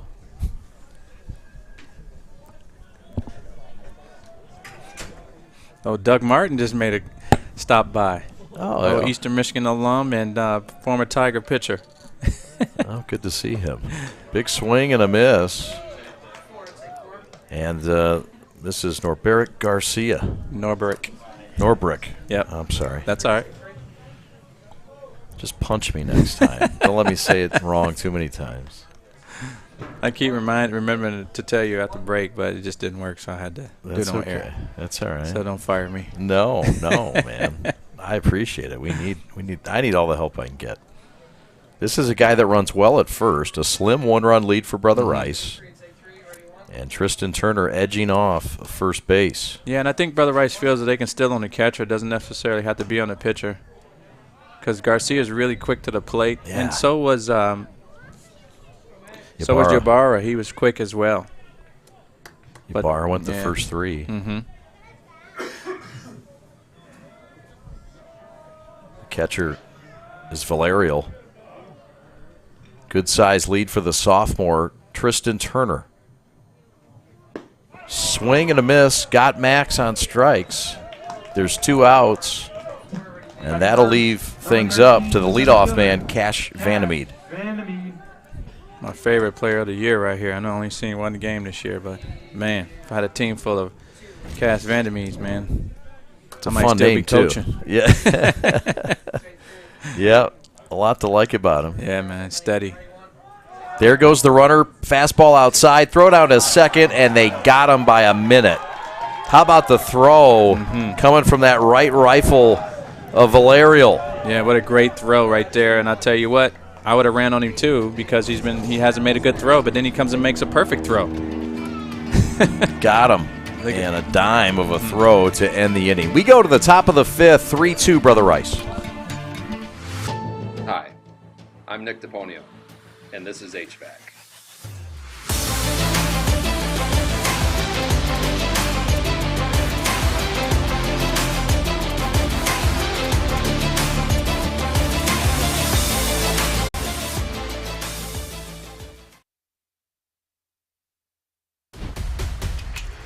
Lowering the shoulder.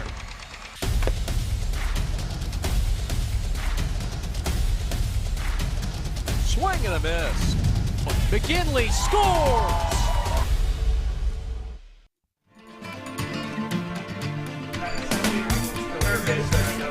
Thanks so much for following us on social media. On our YouTube page, if you could subscribe, it's free. We'd really appreciate it. That's what you're watching on now. We're on X, we're on Instagram, Facebook, TikTok, LinkedIn. We're on it all. We hope you'll join us on it all. My name's Chad Bush alongside Jay Alexander. Robert Sherby, your executive producer.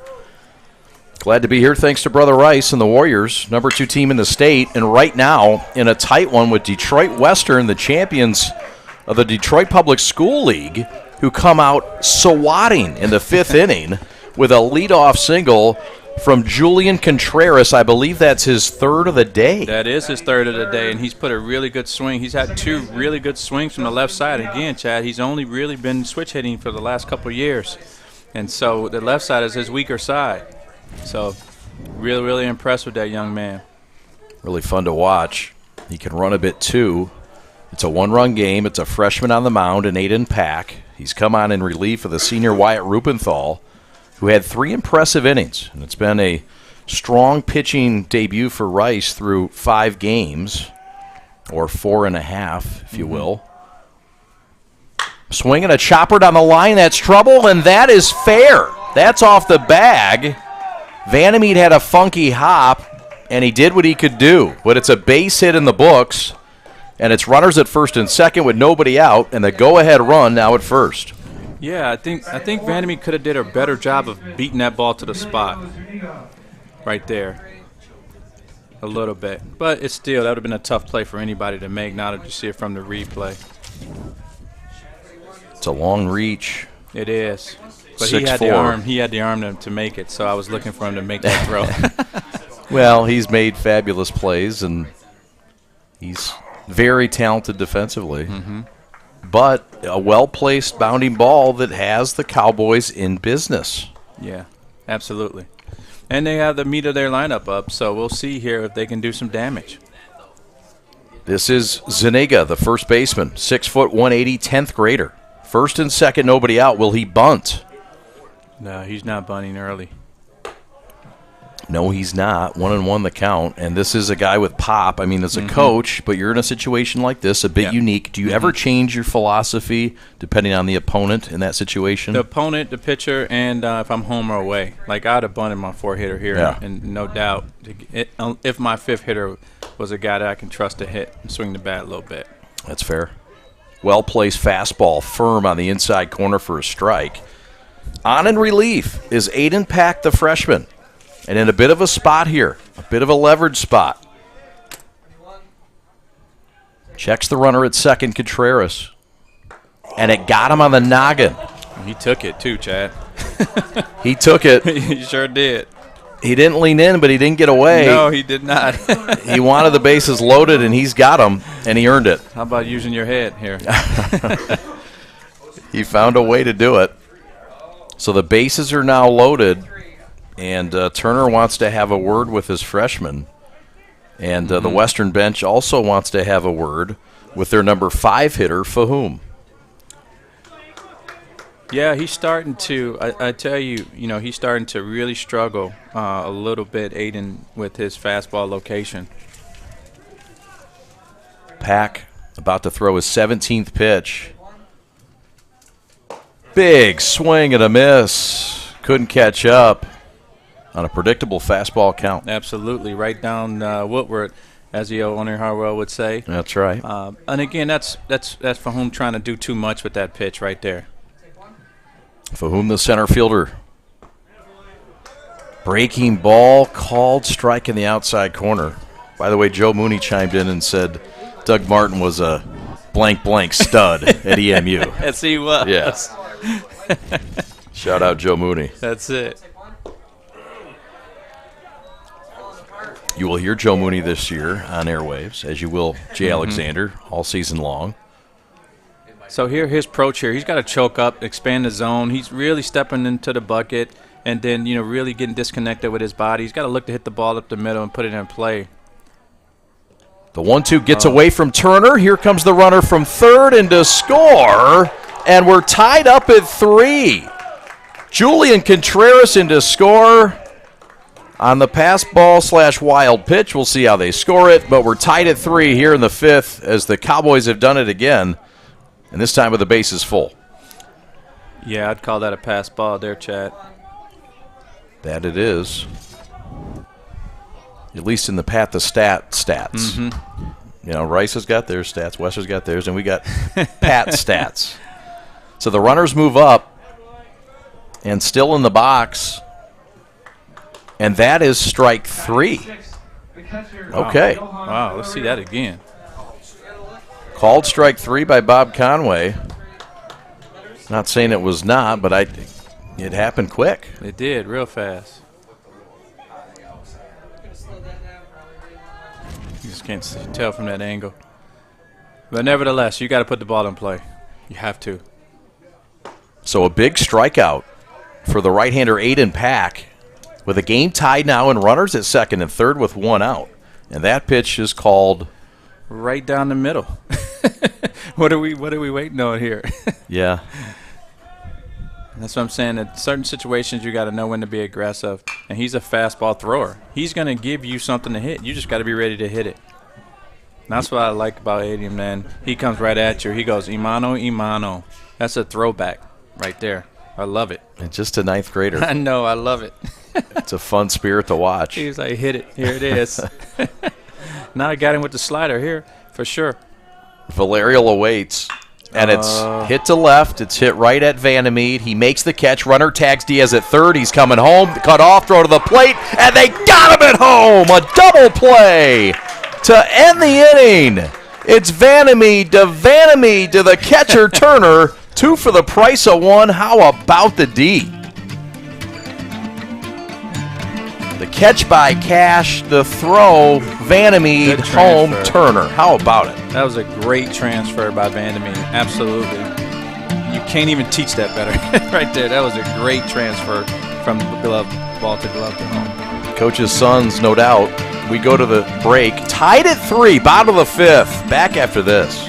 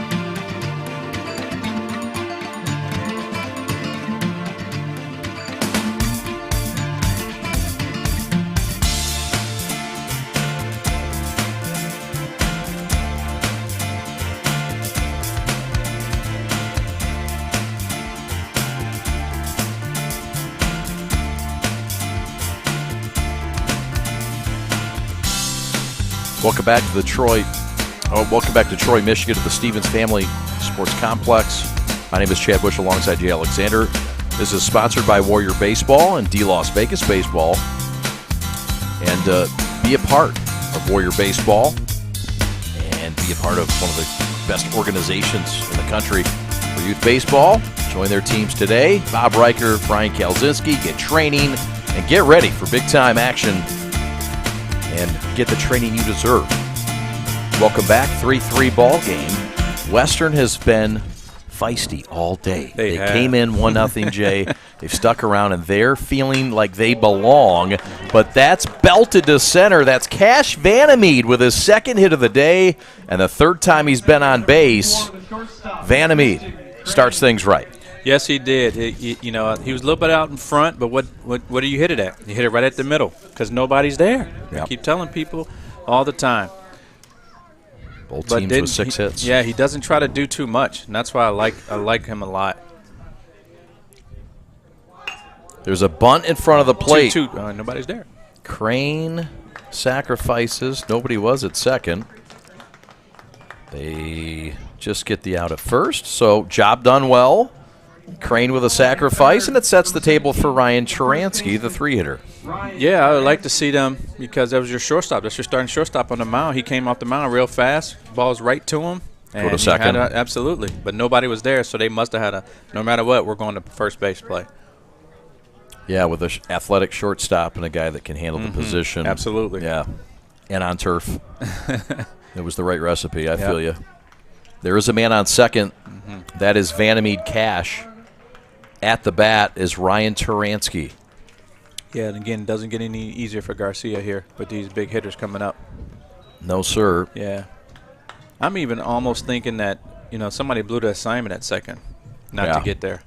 They might have. I'm sure you and Juan Carlos will talk about it after. Absolutely. Yeah. Hey, Coach, let's talk. I know. Well, the catcher, Valerial, is going to come out and have a word with Garcia. Garcia came on in relief in the 4th inning. It was an impressive first 3 innings by the youngster Damian Ybarra to hold Rice to just 2 runs. Or 3 runs, rather, charged with 2. Pitches outside. But I'm also going to tell you it's a lot easier to coach up here than it is out there. Hey, you understand it. You get it. You've been on both sides of it. For sure. For sure. I have not been on that side. I can only imagine.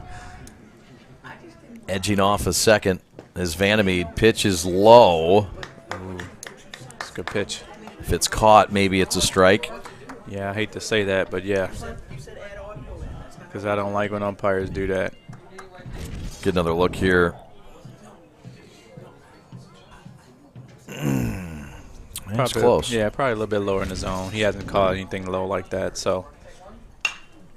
That one's popped up. It's playable. Twisting foul. Nobody on the line, and that is foul.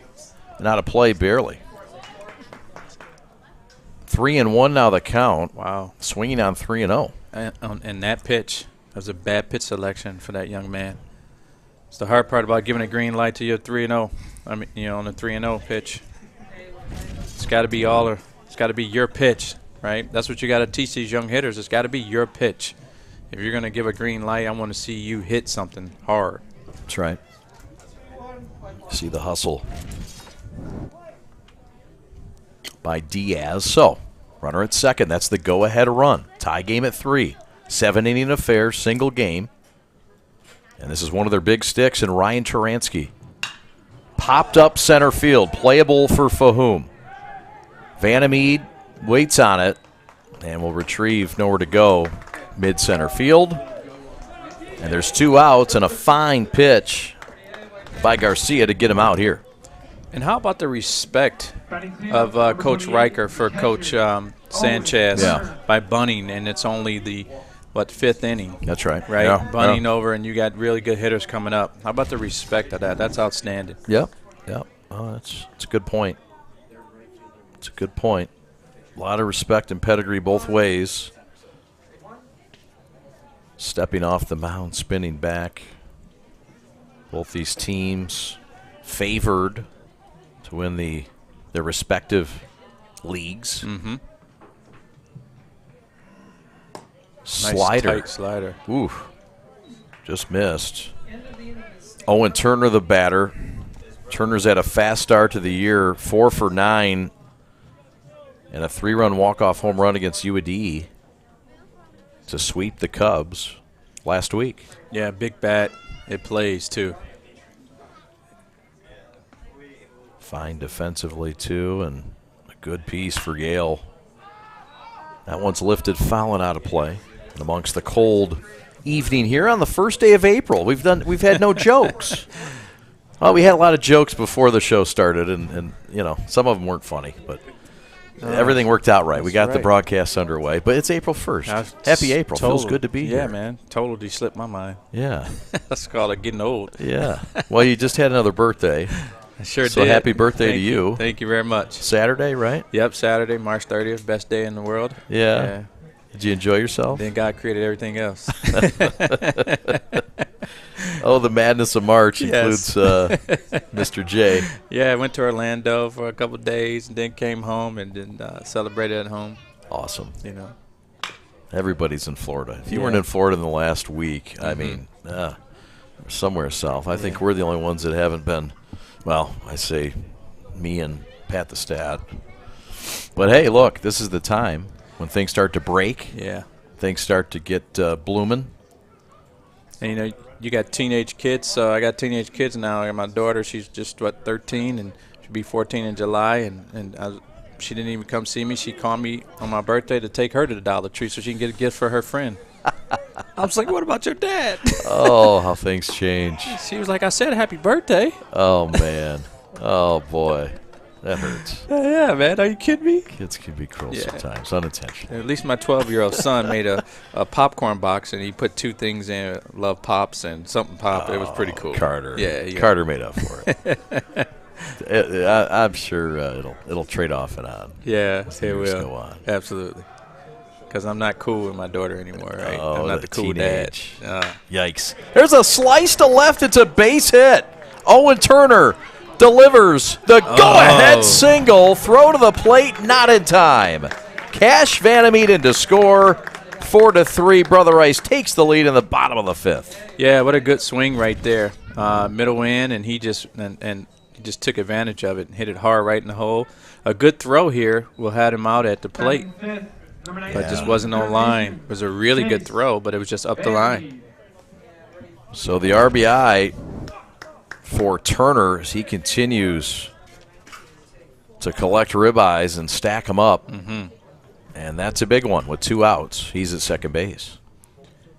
Yeah, now Chase is up, so it just doesn't get any better for Garcia here. He's going to really have to pound that zone down. Chase already with a double and an RBI in this game. Yeah, these boys love to eat here in Brother Rice country. Yeah, and they're starting to do it here in the late innings. The Cowboys have matched them punch for punch, though, thus far, and you get the feeling that the runs aren't done either way. Yeah, big out here. Again, it's that 2 out where you think it's over, and then you know it's not. You know, you really have to bear down and work hard and think the 3rd out is like the 1st out. Good pop from the right side of the plate. You saw with that Vandermeeden double down the right field line. But again, his future looks to be on the mound, perhaps. The fastball that operates in the low 90s with a lot of life, a low 3/4 arm slot. Off-speed pitch over for a strike. Bob Conway said so, and quickly ahead is Mr. Garcia again. That's that nasty slide piece that he has, right? He needs to really set Vandermeeden up here. You got to come high in and tight, unhittable ball, and then come back, slide her away in the dirt to get him. Because I don't know any hitter that can stand up to that. But if you put anywhere around the play, Vandermeeden's going to tattoo it. Time is called. Turner, the runner at second, a catcher that runs pretty well for a catcher. Outfield is looking to obviously cut down anything in 2 out depth. 0-2. In and low. Yeah. See, if you're going to do that, though, I would love to see that right over the middle of the plate. Because make it chaseable. But if you throw it at him, right, you fool him and, and it's not a strike. You wasted a pitch, so to speak. And not a good pitch to waste. Now what do you throw? Yeah.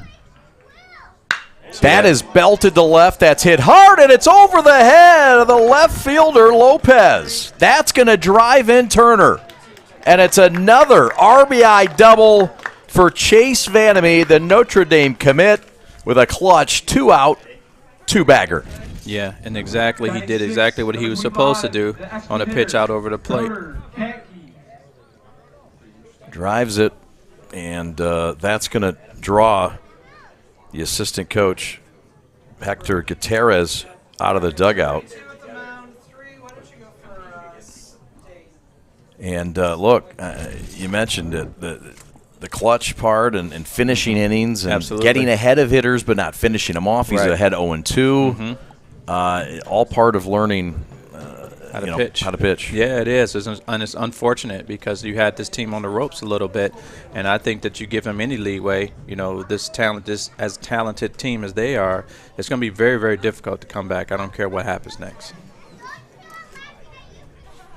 So that will bring up Broder Kaki, the right-handed hitter, runner at second, 2 outs on the 2-out double by Vandermeed. Second of the game. Slider over for a strike, sharp by Garcia after the confab at the mound. Yeah.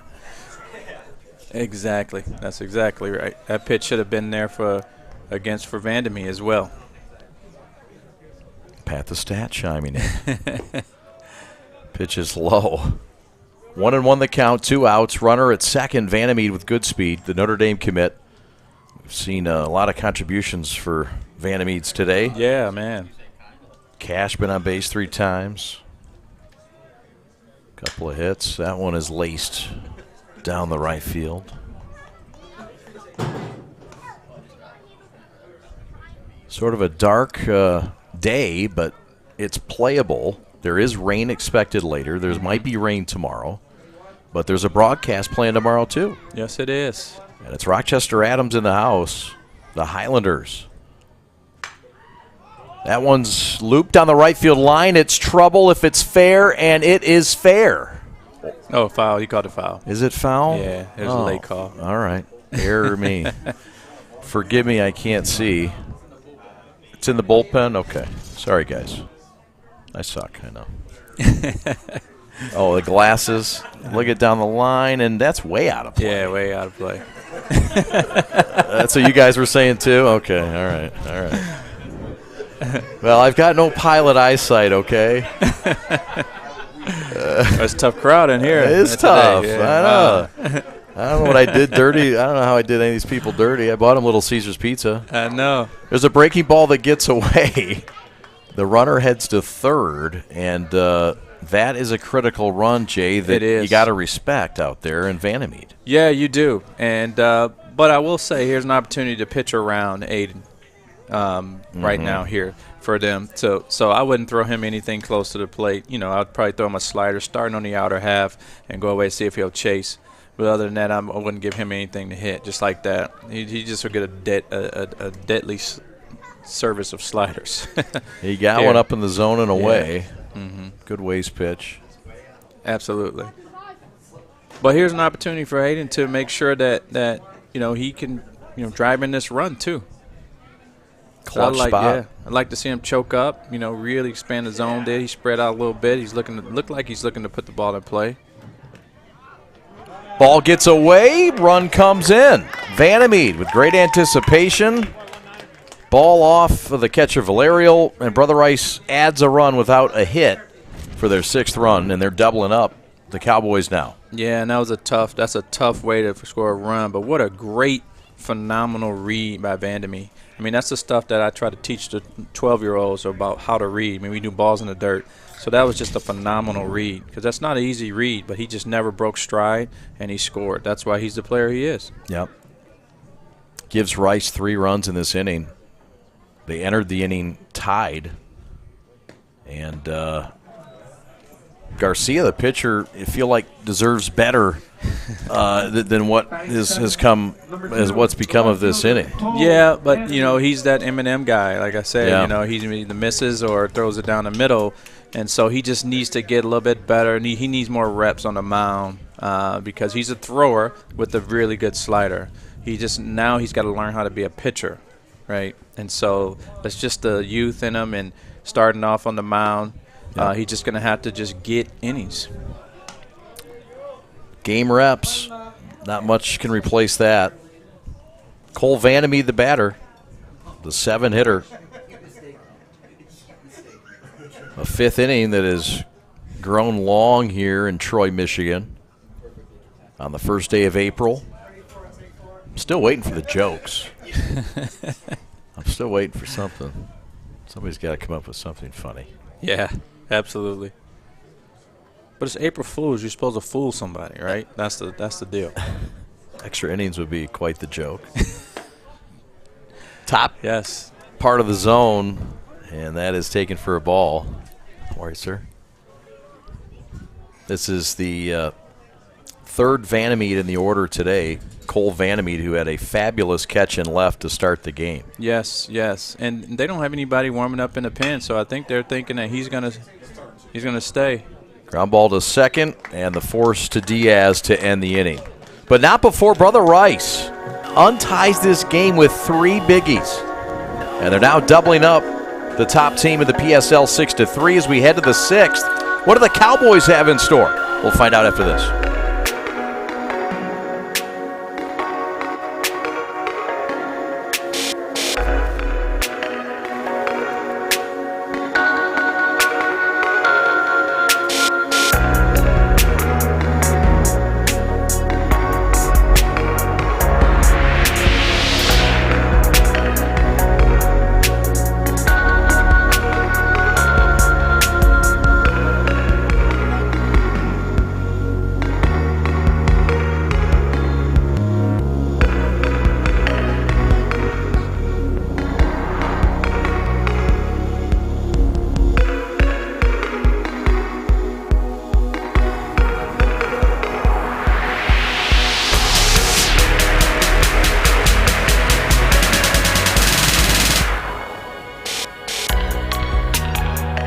Jay and Chad back with you from Troy, Michigan, and the Stevens Family Complex. We want to thank our friends at State Crushing. And you could get all of your sprucing up done in one place. So find them. They've got locations in Oxford and also location in Auburn Hills. Winter's behind us, but your old tire landscaping is right in front of you. And now's the perfect time to start up your spring cleanup with State Crushing. Call State Crushing Landscape Supply for all your landscape supply needs. 2 locations. Call them 248-338-3310. And find them on the web at statecrushing.com. He's Jay Alexander. My name is Chad Bush. The Brother Rice Warriors untie this game with 3 in the 5th inning. Behind some timely hitting and doing it with behind in the count and down on with 2 outs. This is a championship-looking team doing big things against Detroit Western. Yeah, and you might look at the score and be like, well, they're having an off day. But no, they've just done everything right against some pretty good pitching so far that kind of kept them off balance. So teams like this and Brother Rice, they just know how to win. Right, and so whether you win 1-0, 2-0, 15-0, it's just about learning how to win. This is a pinch hitter, Chris Placencia, and Placencia will face the freshman Aiden Pack, the 6'1", 175-pound freshman, the second highest rated freshman in the state of Michigan, according to Perfect Game. Yeah, he has a tall task here for the coming off the bench. Strike in the outside corner. Brother Rice 4-0, looking to get to 5-0 before they take on Rochester Adams in back-to-back games this week. That one nearly nipped the right-handed pitcher, Damian Ybarra. Yeah. He got dirty. Yeah. Not on that play, but I know you like to see that. Look at that. For sure. That's your guy. That's your kind of guy. He's on the All-J team. That's it. Dirtbag team. That's right. For sure. You're going to have to do something with that. Mm-hmm. Placencia is out on strikes. A fastball by the freshman. And that was a nice rare back and fire series. Good job by them recognizing that this guy has been on the bench for a long time, and he's not going to be. It's going to be very difficult for him to come in and cold and hit. Just steady diet of fastballs. There's no need to waste time. Just go right at him. Now Ybarra comes from that on-deck circle into the dish. This man started this game off giving the Cowboys hope. Yes. And he did his thing for 3 innings. It was impressive. Absolutely. Absolutely. We'll see if he can help on the offensive side of things. He hits 8 in this lineup, led by Juan Carlos Sanchez in his 13th year, down at first base. Yeah. You know, what I'm seeing a lot of the Western hitters is they're really stepping, as we call it, into the bucket and opening up and getting disconnected rather quickly. So it makes it more difficult to hit pitches, any kind of other pitches, unless it's right middle in. And so they're really cutting themselves off to be able to hit the ball. Why is that such a natural tendency of a hitter? I think just because it's, number one, we want to really hit the ball out of the park. So number one, we're trying to ramp up and turn our bodies and really get going. And I think the other one is just not being disciplined enough and doing enough work in the off season on your own, because you got to do more than just with your coaches, and not being disciplined enough to really understand the hitting zone and what you need to do to be able to be a good hitter. That's Pack with a strikeout. Second strikeout of the inning. Brother Rice leads it 6 runs on 8 hits, no errors. And Detroit Western 3 runs, 6 hits, 1 error. The Cowboys have led twice in this game. They led to start it in the first, and they led again in the second inning. Yeah, and arguably they ran themselves out of a really big inning too by getting thrown out at the plate on a shallow fly ball to left field. I mean, there's nowhere you should send him on that particular time. But that's being aggressive as a young coach down there, as Gutierrez is, and you know, thinking that his players, you know, are a little bit faster than what they really are. Yeah, and putting pressure on a defense. And you do that early in the season to kind of see how guys maybe. Yeah. But again, when you're on carpet too, you get more true hops. Oh, yeah. So that's the other thing that you got to look for, and that's why my game plan changes as a coach if I'm on carpet or if I'm on, you know, dirt or turf, or grass. So, but again, he was pretty shallow there, and then you had good hitters still coming up in the lineup. Yep. Yes, sir. Something they'll think about for sure. This is the pinch hitter. No, it's not. I'm sorry, the 9-hitter, Marquez. And he's 0 for 2 today with 2 Ks, 1 looking and 1 swinging. Again, that's the old coach in me, though. I would really like to see that guy bunting for hits and trying to do other things. Instead, it's a fastball by Pack, and it's good morning, good afternoon, and good night. 3 Ks in the inning for the rookie to end it. An impressive showing to close out the 6th. We go to the bottom half. Back after these. Every high school sporting event in the state of Michigan has one thing in common: officials. Every game, every meet, every match. Without officials, there'd be no touchdowns, no three-pointers, no face-offs. Without officials, there'd be no games. Officiating is a great way to give back to your community and stay involved with the sports you love. And officials are needed now more than ever, because without officials, it's just practice. Lowering the shoulder.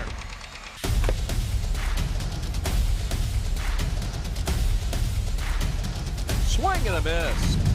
McGinley scores!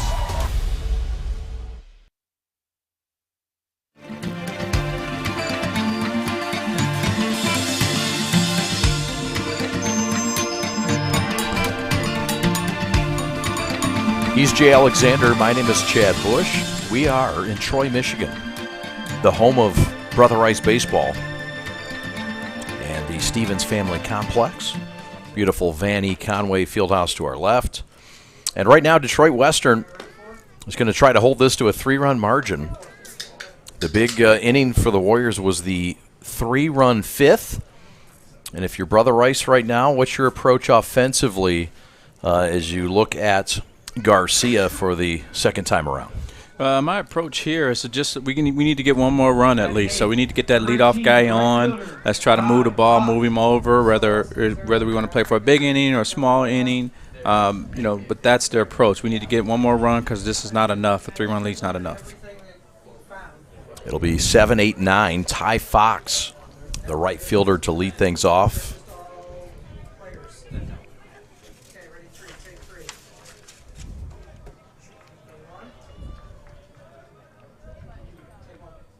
And he fouls one out of play. A lot of raw power to this young man. Projection for his power is plus power. But the good size and the sweet swing has a lot of folks excited about this Tyler Fox. Absolutely.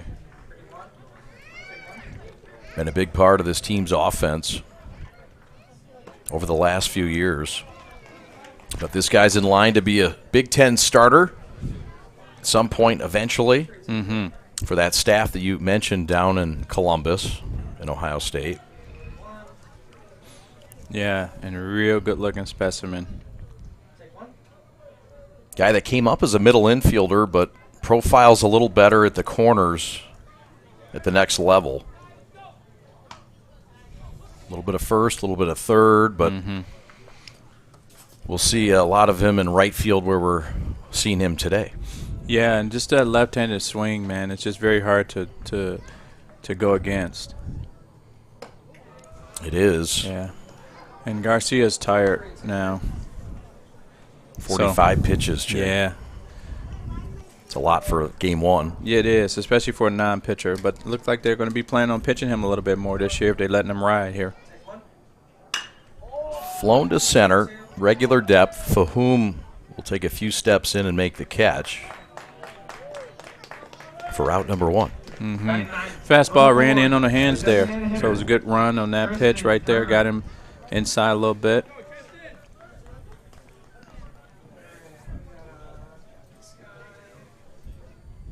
Detroit Western won the PSL title last year over Cass Tech at Comerica Park, right here on the prep.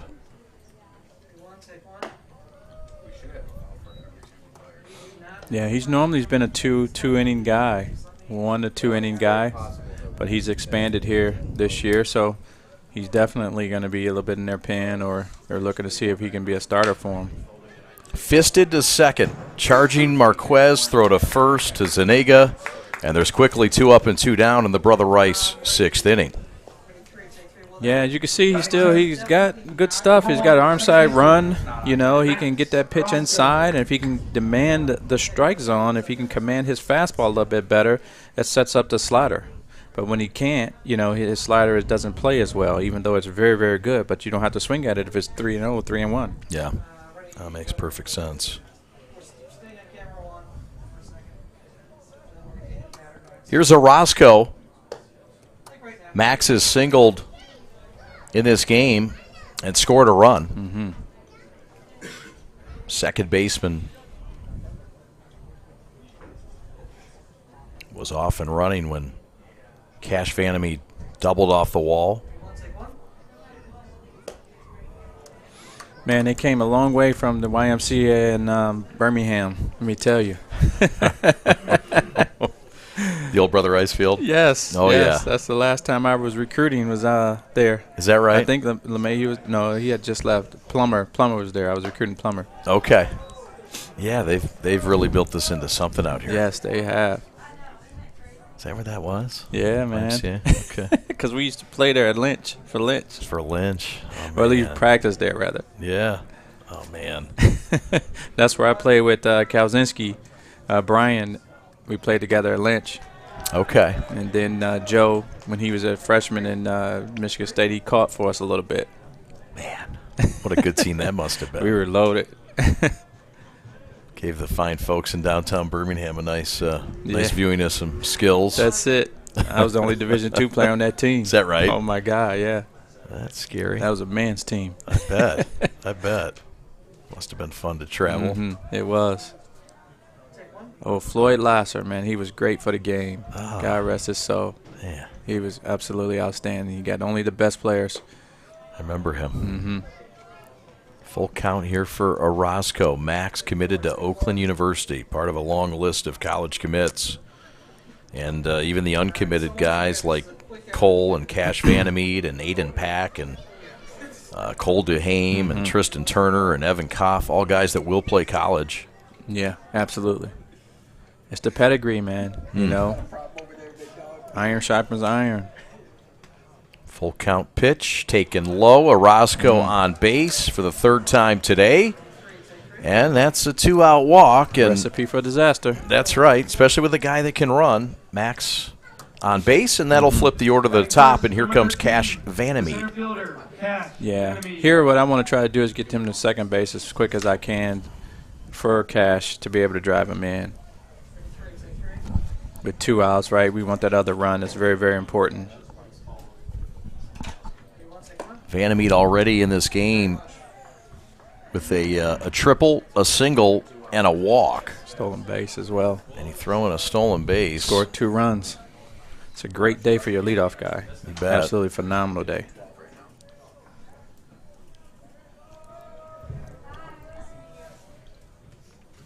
Runner not going, pitches left outside.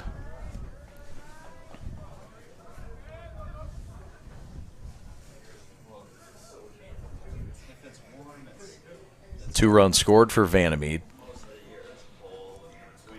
Trying to get one here with 2 outs. That one's laced to right field and stolen. Unable to come up with it, but how about the diving play and stop by Diaz? And frustrated is the shortstop, Diaz, that he couldn't come up with that one. Yeah, he's really frustrated and almost threw the ball away and back to home plate.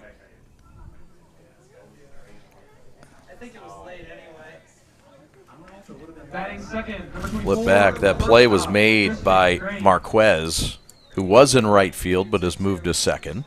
Diaz, who is at second, has moved to short. Yeah, yep, and it turns into an infield hit. But the defense is noted. And how about the play by the youngster Marquez? Great play, and that ball's got to be caught by Diaz. Yeah. I mean, that's an out. You need to take those outs when you can get them. You don't want to get this team another opportunity to score. Got to catch that baseball. I mean, you stood in there and took it anyway. Yeah, so now you take it for no reason. Follow through with it. Yeah. Tristan Crane, the batter. Shortstop looking to blow it open here. Yeah, he's had a typical a second batter game. You know, other than the strikeout, he's walked, sacked, bunt, everything you want your 2-hitter to do, and now hit by pitch. Now he gets hit on the neck. Or the lats. That doesn't tickle. Move runners. That's what a second hitter's better do. Any which way. That's right. Bases are now loaded, Jay. After this hit by pitch, it looks like maybe the left shoulder blade. Yeah. We've got a pitching change, and we'll step aside. And we'll tell you all about the pitching change here in the 6th inning. With the bases loaded and 2 outs, leverage spot for the Cowboys on the road. Being pesky against number 2 Rice. All right, this is Adam. Take 2. Mark? I guess. I go like this. The best part about playing football in Texas has to be the reaction from the community. I want to encourage others to play volleyball or choir because you get to experience new things and do stuff that you've never done before. My reason why is passion. My reason why is pride.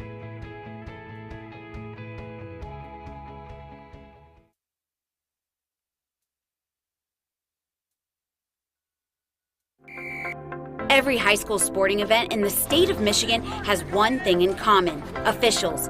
Every game, every meet, every match. Without officials, there'd be no touchdowns, no three-pointers, no face-offs.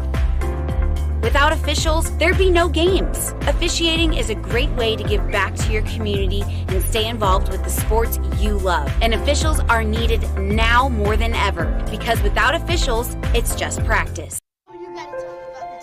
The innocence of youth. Is there anything any better? But soon they'll be in high school and facing all the same challenges you faced. How to make friends, how to fit in, how to be cool. We want our children to have everything they'll need to live fulfilling and productive lives. Make sure the kids in your family are among the more than 300,000 participants here in Michigan who take part in high school sports. Lowering the shoulder.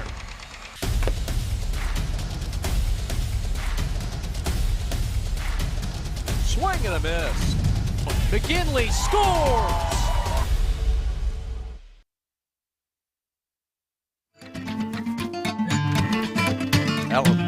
Alessandro Lopez is on in relief for Detroit Western. And what do you like about Lopez?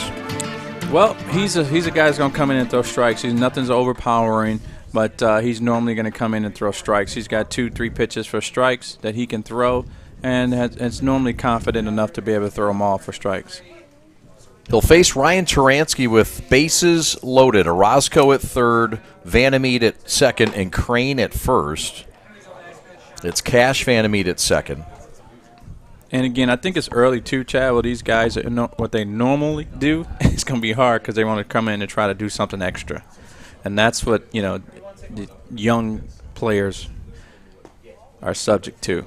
Yeah. Unfortunately. No, it makes sense, especially early on in the season. Yeah. Extra anxious. Yeah, like you're going to go 2-0 right now, not to be near the plate. Yeah. With your 3-hitter. I hate to see where this one could land. This could be juicy for Turansky. And it is a slide piece over for a strike. A gutsy, confident slider thrown there. Man. Yeah, absolutely. And see, he's normally a strike thrower, like I said. And so being able to throw that pitch for a strike, that's a little bit of confidence. He should come back with it. Climbs the ladder a bit. That's overthrowing. Yeah.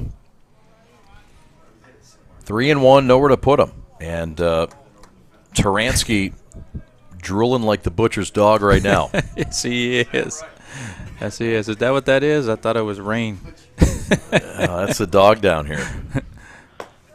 That is a strike in the upper outside quadrant and another fine comeback pitch by Mr. Lopez.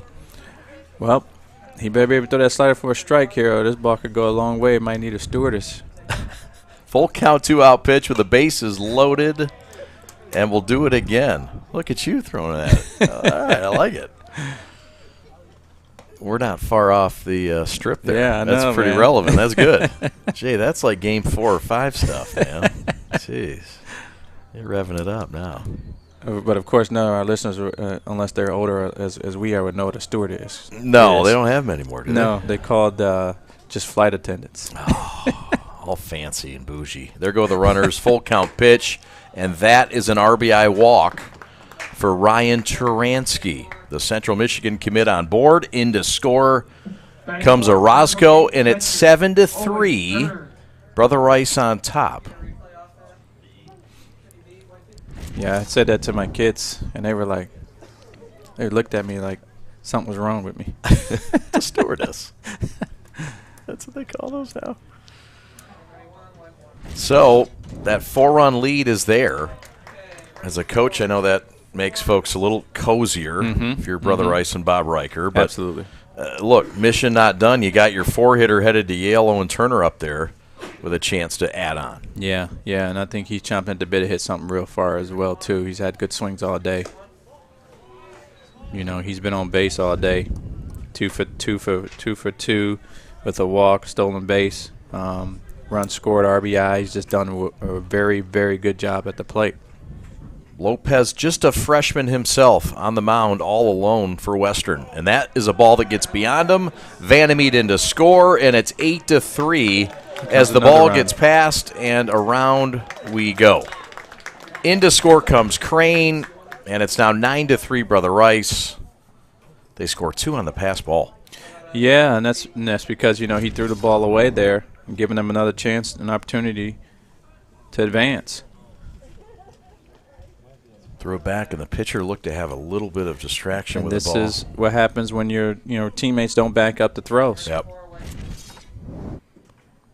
So 3 runs in the inning. Just 1 hit, and again, this happening with 2 outs and nobody on. That 2-out walk. Yeah, that's automatic destructor. The odds prove it. Mm-hmm.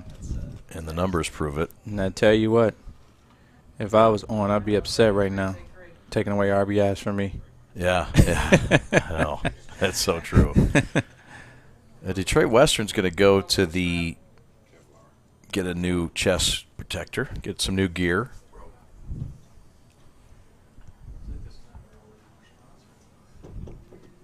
And I think they might just be trying to ice the hitter, huh?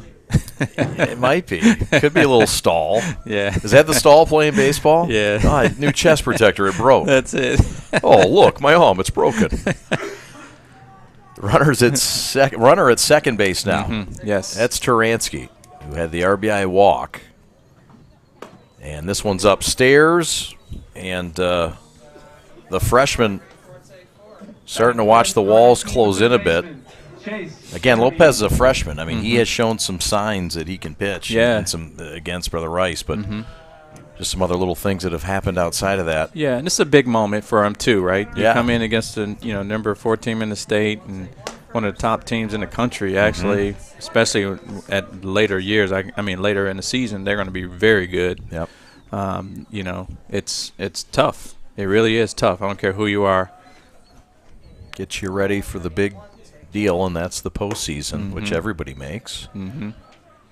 And now he's just trying to overthrow a little bit. He just needs to just be a strike thrower. Just pitch. Stay back. He's out front. His arm's dragging a little bit. Really needs to stay in line here. Just pitch like that. That was a better pitch right there. Chase Vandermeed skies one to right. Ybarra over, and he overran it. And into score comes Turansky. They'll hold the runner Turner at third. We'll see how that is scored, but Rice now has a 7-run lead. It's 10-3, and the 4-run sixth inning continues. And again, all this started with 2 outs and nobody on. Yep. Extra hitter, Broder, Cat Key. He did have to go a long ways. Yeah, he just overran it. Yeah, that 2-out walk. You can't defense a 2-out walk. It'll go as a double. And another hit for Vandermeed. That's his third double today and his third RBI today. Mm-hmm. So how about it for the Notre Dame commit Chase Vandermeed out there at second base, adding on late in the innings. Yeah, awesome. He's had a really good approach all day. I really like his demeanor at the plate. The moment's never too big, it seems like. He's very, very compact. Looking for good pitches to hit. He's been very selective throughout the entire day. So, definitely, they got a good one going to Notre Dame, man. Pitches outside. See, he's also throwing across his body, Chad. If you see his landing foot is towards the hitter, and he's trying to come back over, which makes it very, very difficult to throw a strike with any consistency as well.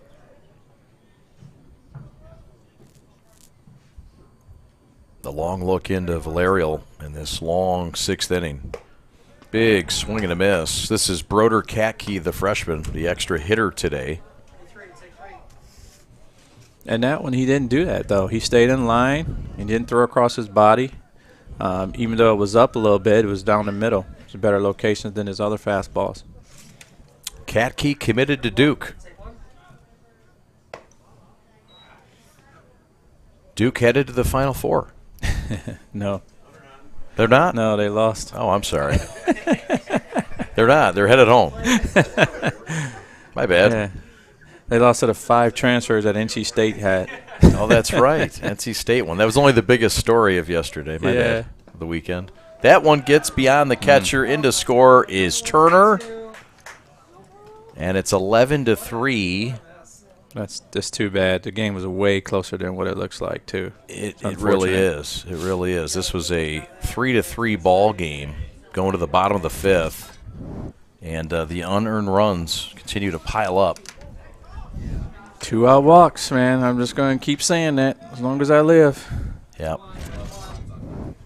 Just mentally weigh you down. Katke draws a walk.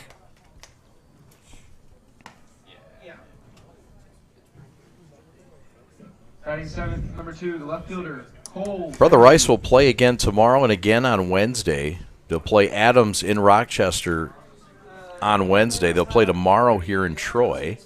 Both games start at 4 o'clock. We'll have coverage of tomorrow's game. Weather pending, of course. These are all weather pending days. Yes, sir. The fun of April and the D. Mm-hmm. And Cole's 0 for 2 on the day with a strikeout and a ground out, so he's due. He is.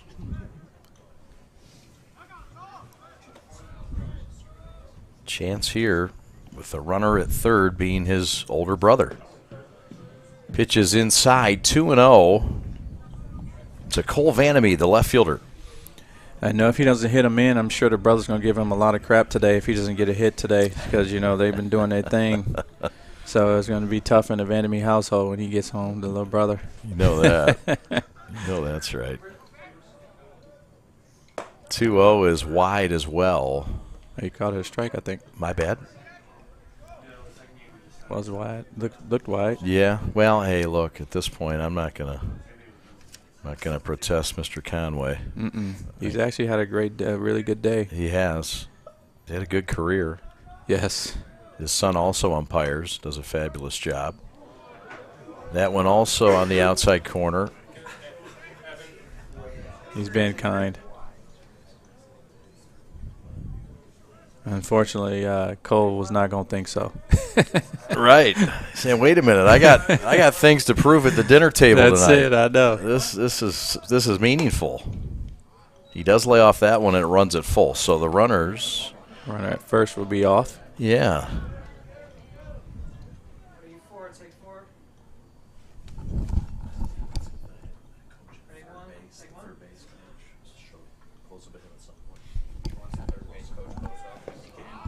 Pitches low in the dirt, and that will load him up again. And we are batting around officially here. Number 18, the right fielder, Ty Fox. There's Bob Riker, the head coach. He's had so many fabulous teams and players and experiences as the head coach at Brother Rice.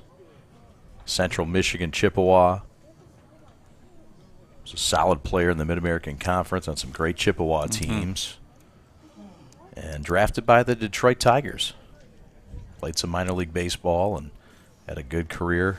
And then said, hey, look, it's time to start coaching. Yeah, absolutely. And they've done a great job, man. Both coaches will have a confab.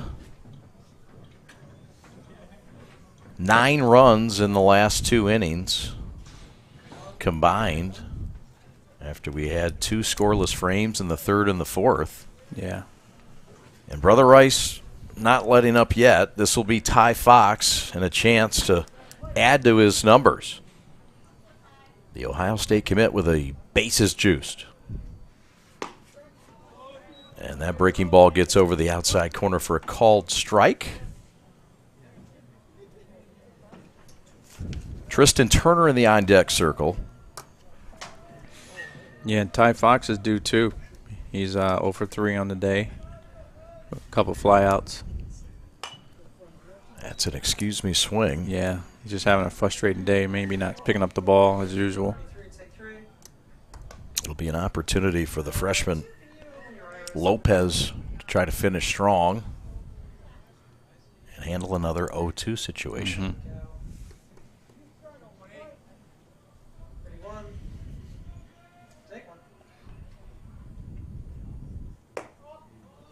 Bit upstairs, says Bob Conway.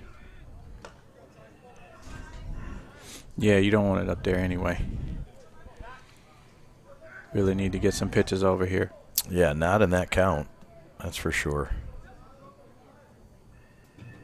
That one is looped to short and over the head of the shortstop Diaz and in to score 2 runs. Chase Vandermeet in to score, and right behind him is Broder Katke, and that ends the ball game in a mercy. Wow, just like that. Just like that. What a great game it was. It was. 2-out walk. Nobody on the Cardinals' sand right there. It leads to 7 runs in the 6th inning to end it early. We'll have our G of the game coming up next.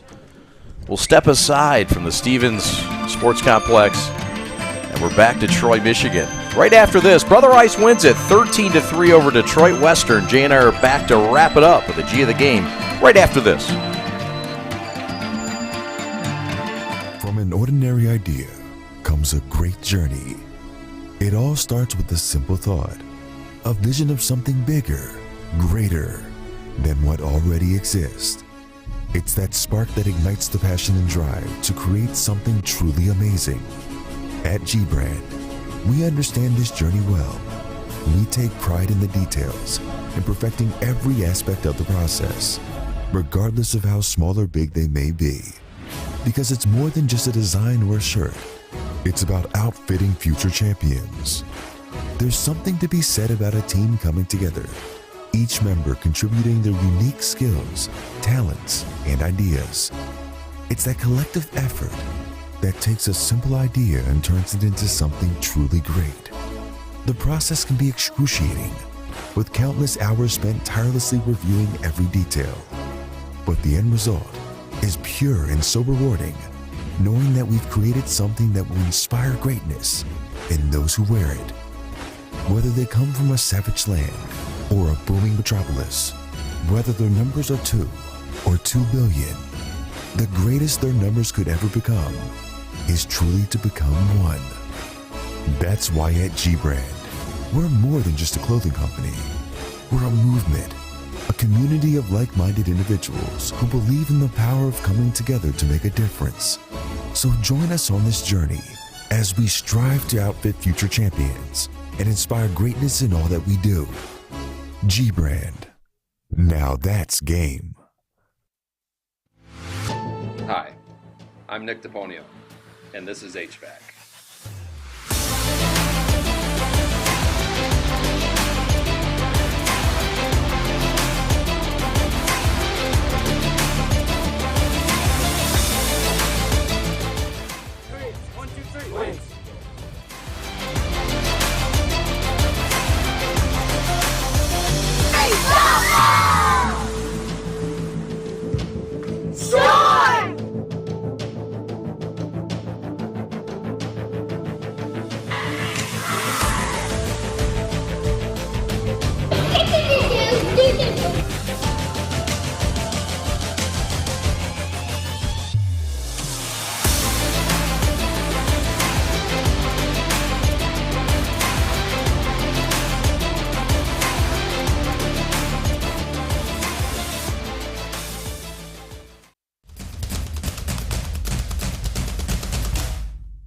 As the voice of Michigan's student athletes, the Student Advisory Council's role is to convey the message of how high school sports should be played.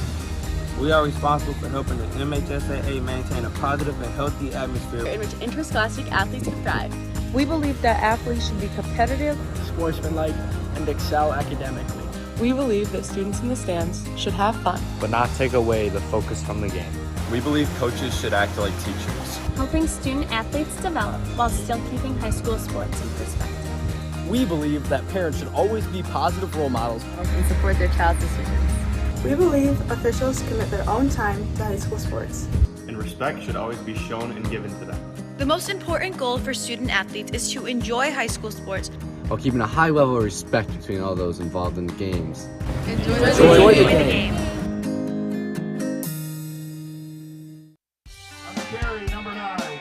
My dad and my grandfather are officials. I've grown up around officials and seeing how much they enjoy being part of the games. As a student athlete, I've always appreciated the people out there who are willing to give back to the kids. The Legacy program lets me officiate while I'm still in high school, working younger kids' games. Officiating gives me a better understanding of the game. I get to make some pretty good money for a high school kid, and I even get to spend some quality time with my dad. There's help wanted. Just whistle. What rhymes with great? Participate. Where does greatness start? Here, in the classroom. On the diamond. In the pool. On the field. Where will your greatness take you? To better grades. To more friends. Yeah! Be great. Participate!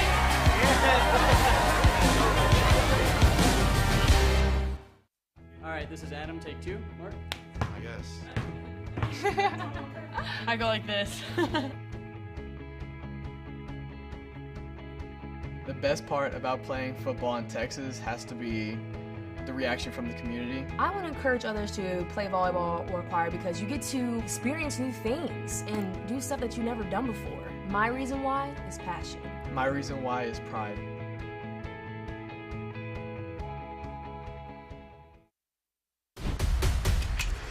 Lowering the shoulder.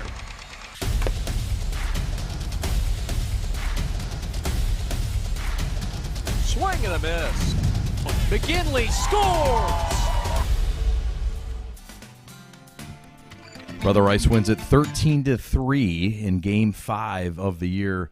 Our G of the game had a big day. How about 3 doubles and a couple of RBIs and a lot of fun out there. Great defensive play. The Notre Dame commit, Chase Vandermeed. Congratulations. Yeah. Thank you. Yeah, it means a lot. Appreciate it. G of the game, and look, this is one of many accolades you've picked up. This is a team that is a deep team. You've got a lot of talent. You're one of the leaders and captains. Yes, sir. What's this year been like for you entering it? No, we knew we had a really good team coming into this year. And, just 1 through 9, we're just a really deep team. I mean, my youngest brother, Cash, he had a huge day at the plate. Tristan Crane at short, Owen turned behind the plate. I mean, we're just full of commits, just deep team. And, even when one guy messes up, I feel like the next guy can pick him up. And it's special to be around. A lot of talk about you as a two-way guy. Offensively, we saw your tools today. A lot of folks talk about you maybe just pitching or maybe having that at least as an option. We didn't even see you pitch today. What are your thoughts on being able to do it on both sides of the plate? No, yeah, I love doing it on both sides of the plate. I mean, I love pitching. I love hitting.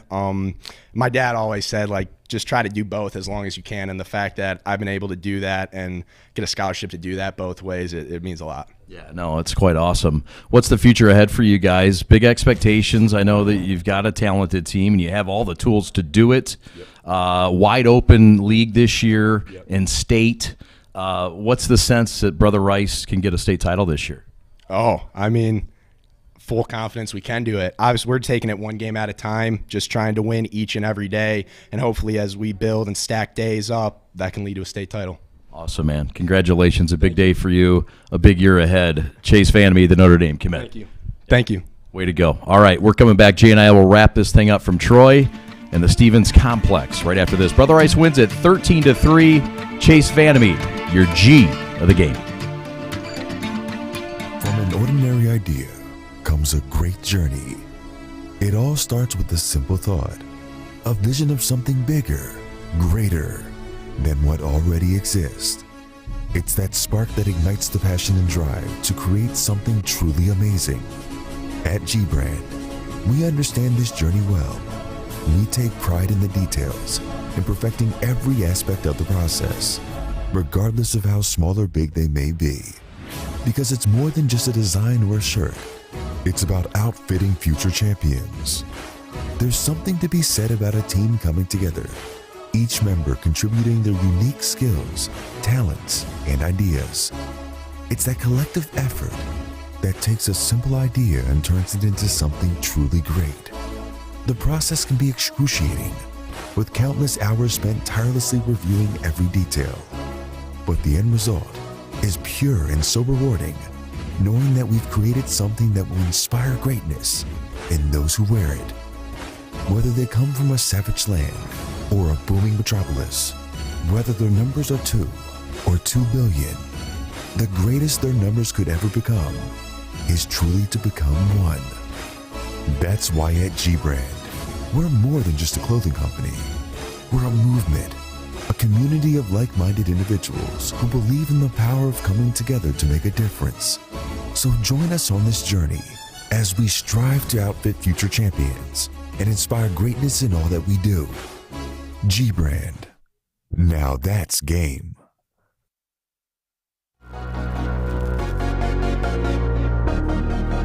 Brother Rice goes to 5-0 on the year, the number 2 team in the state of Michigan by most polls. We'll have our first poll out on Friday, by the way.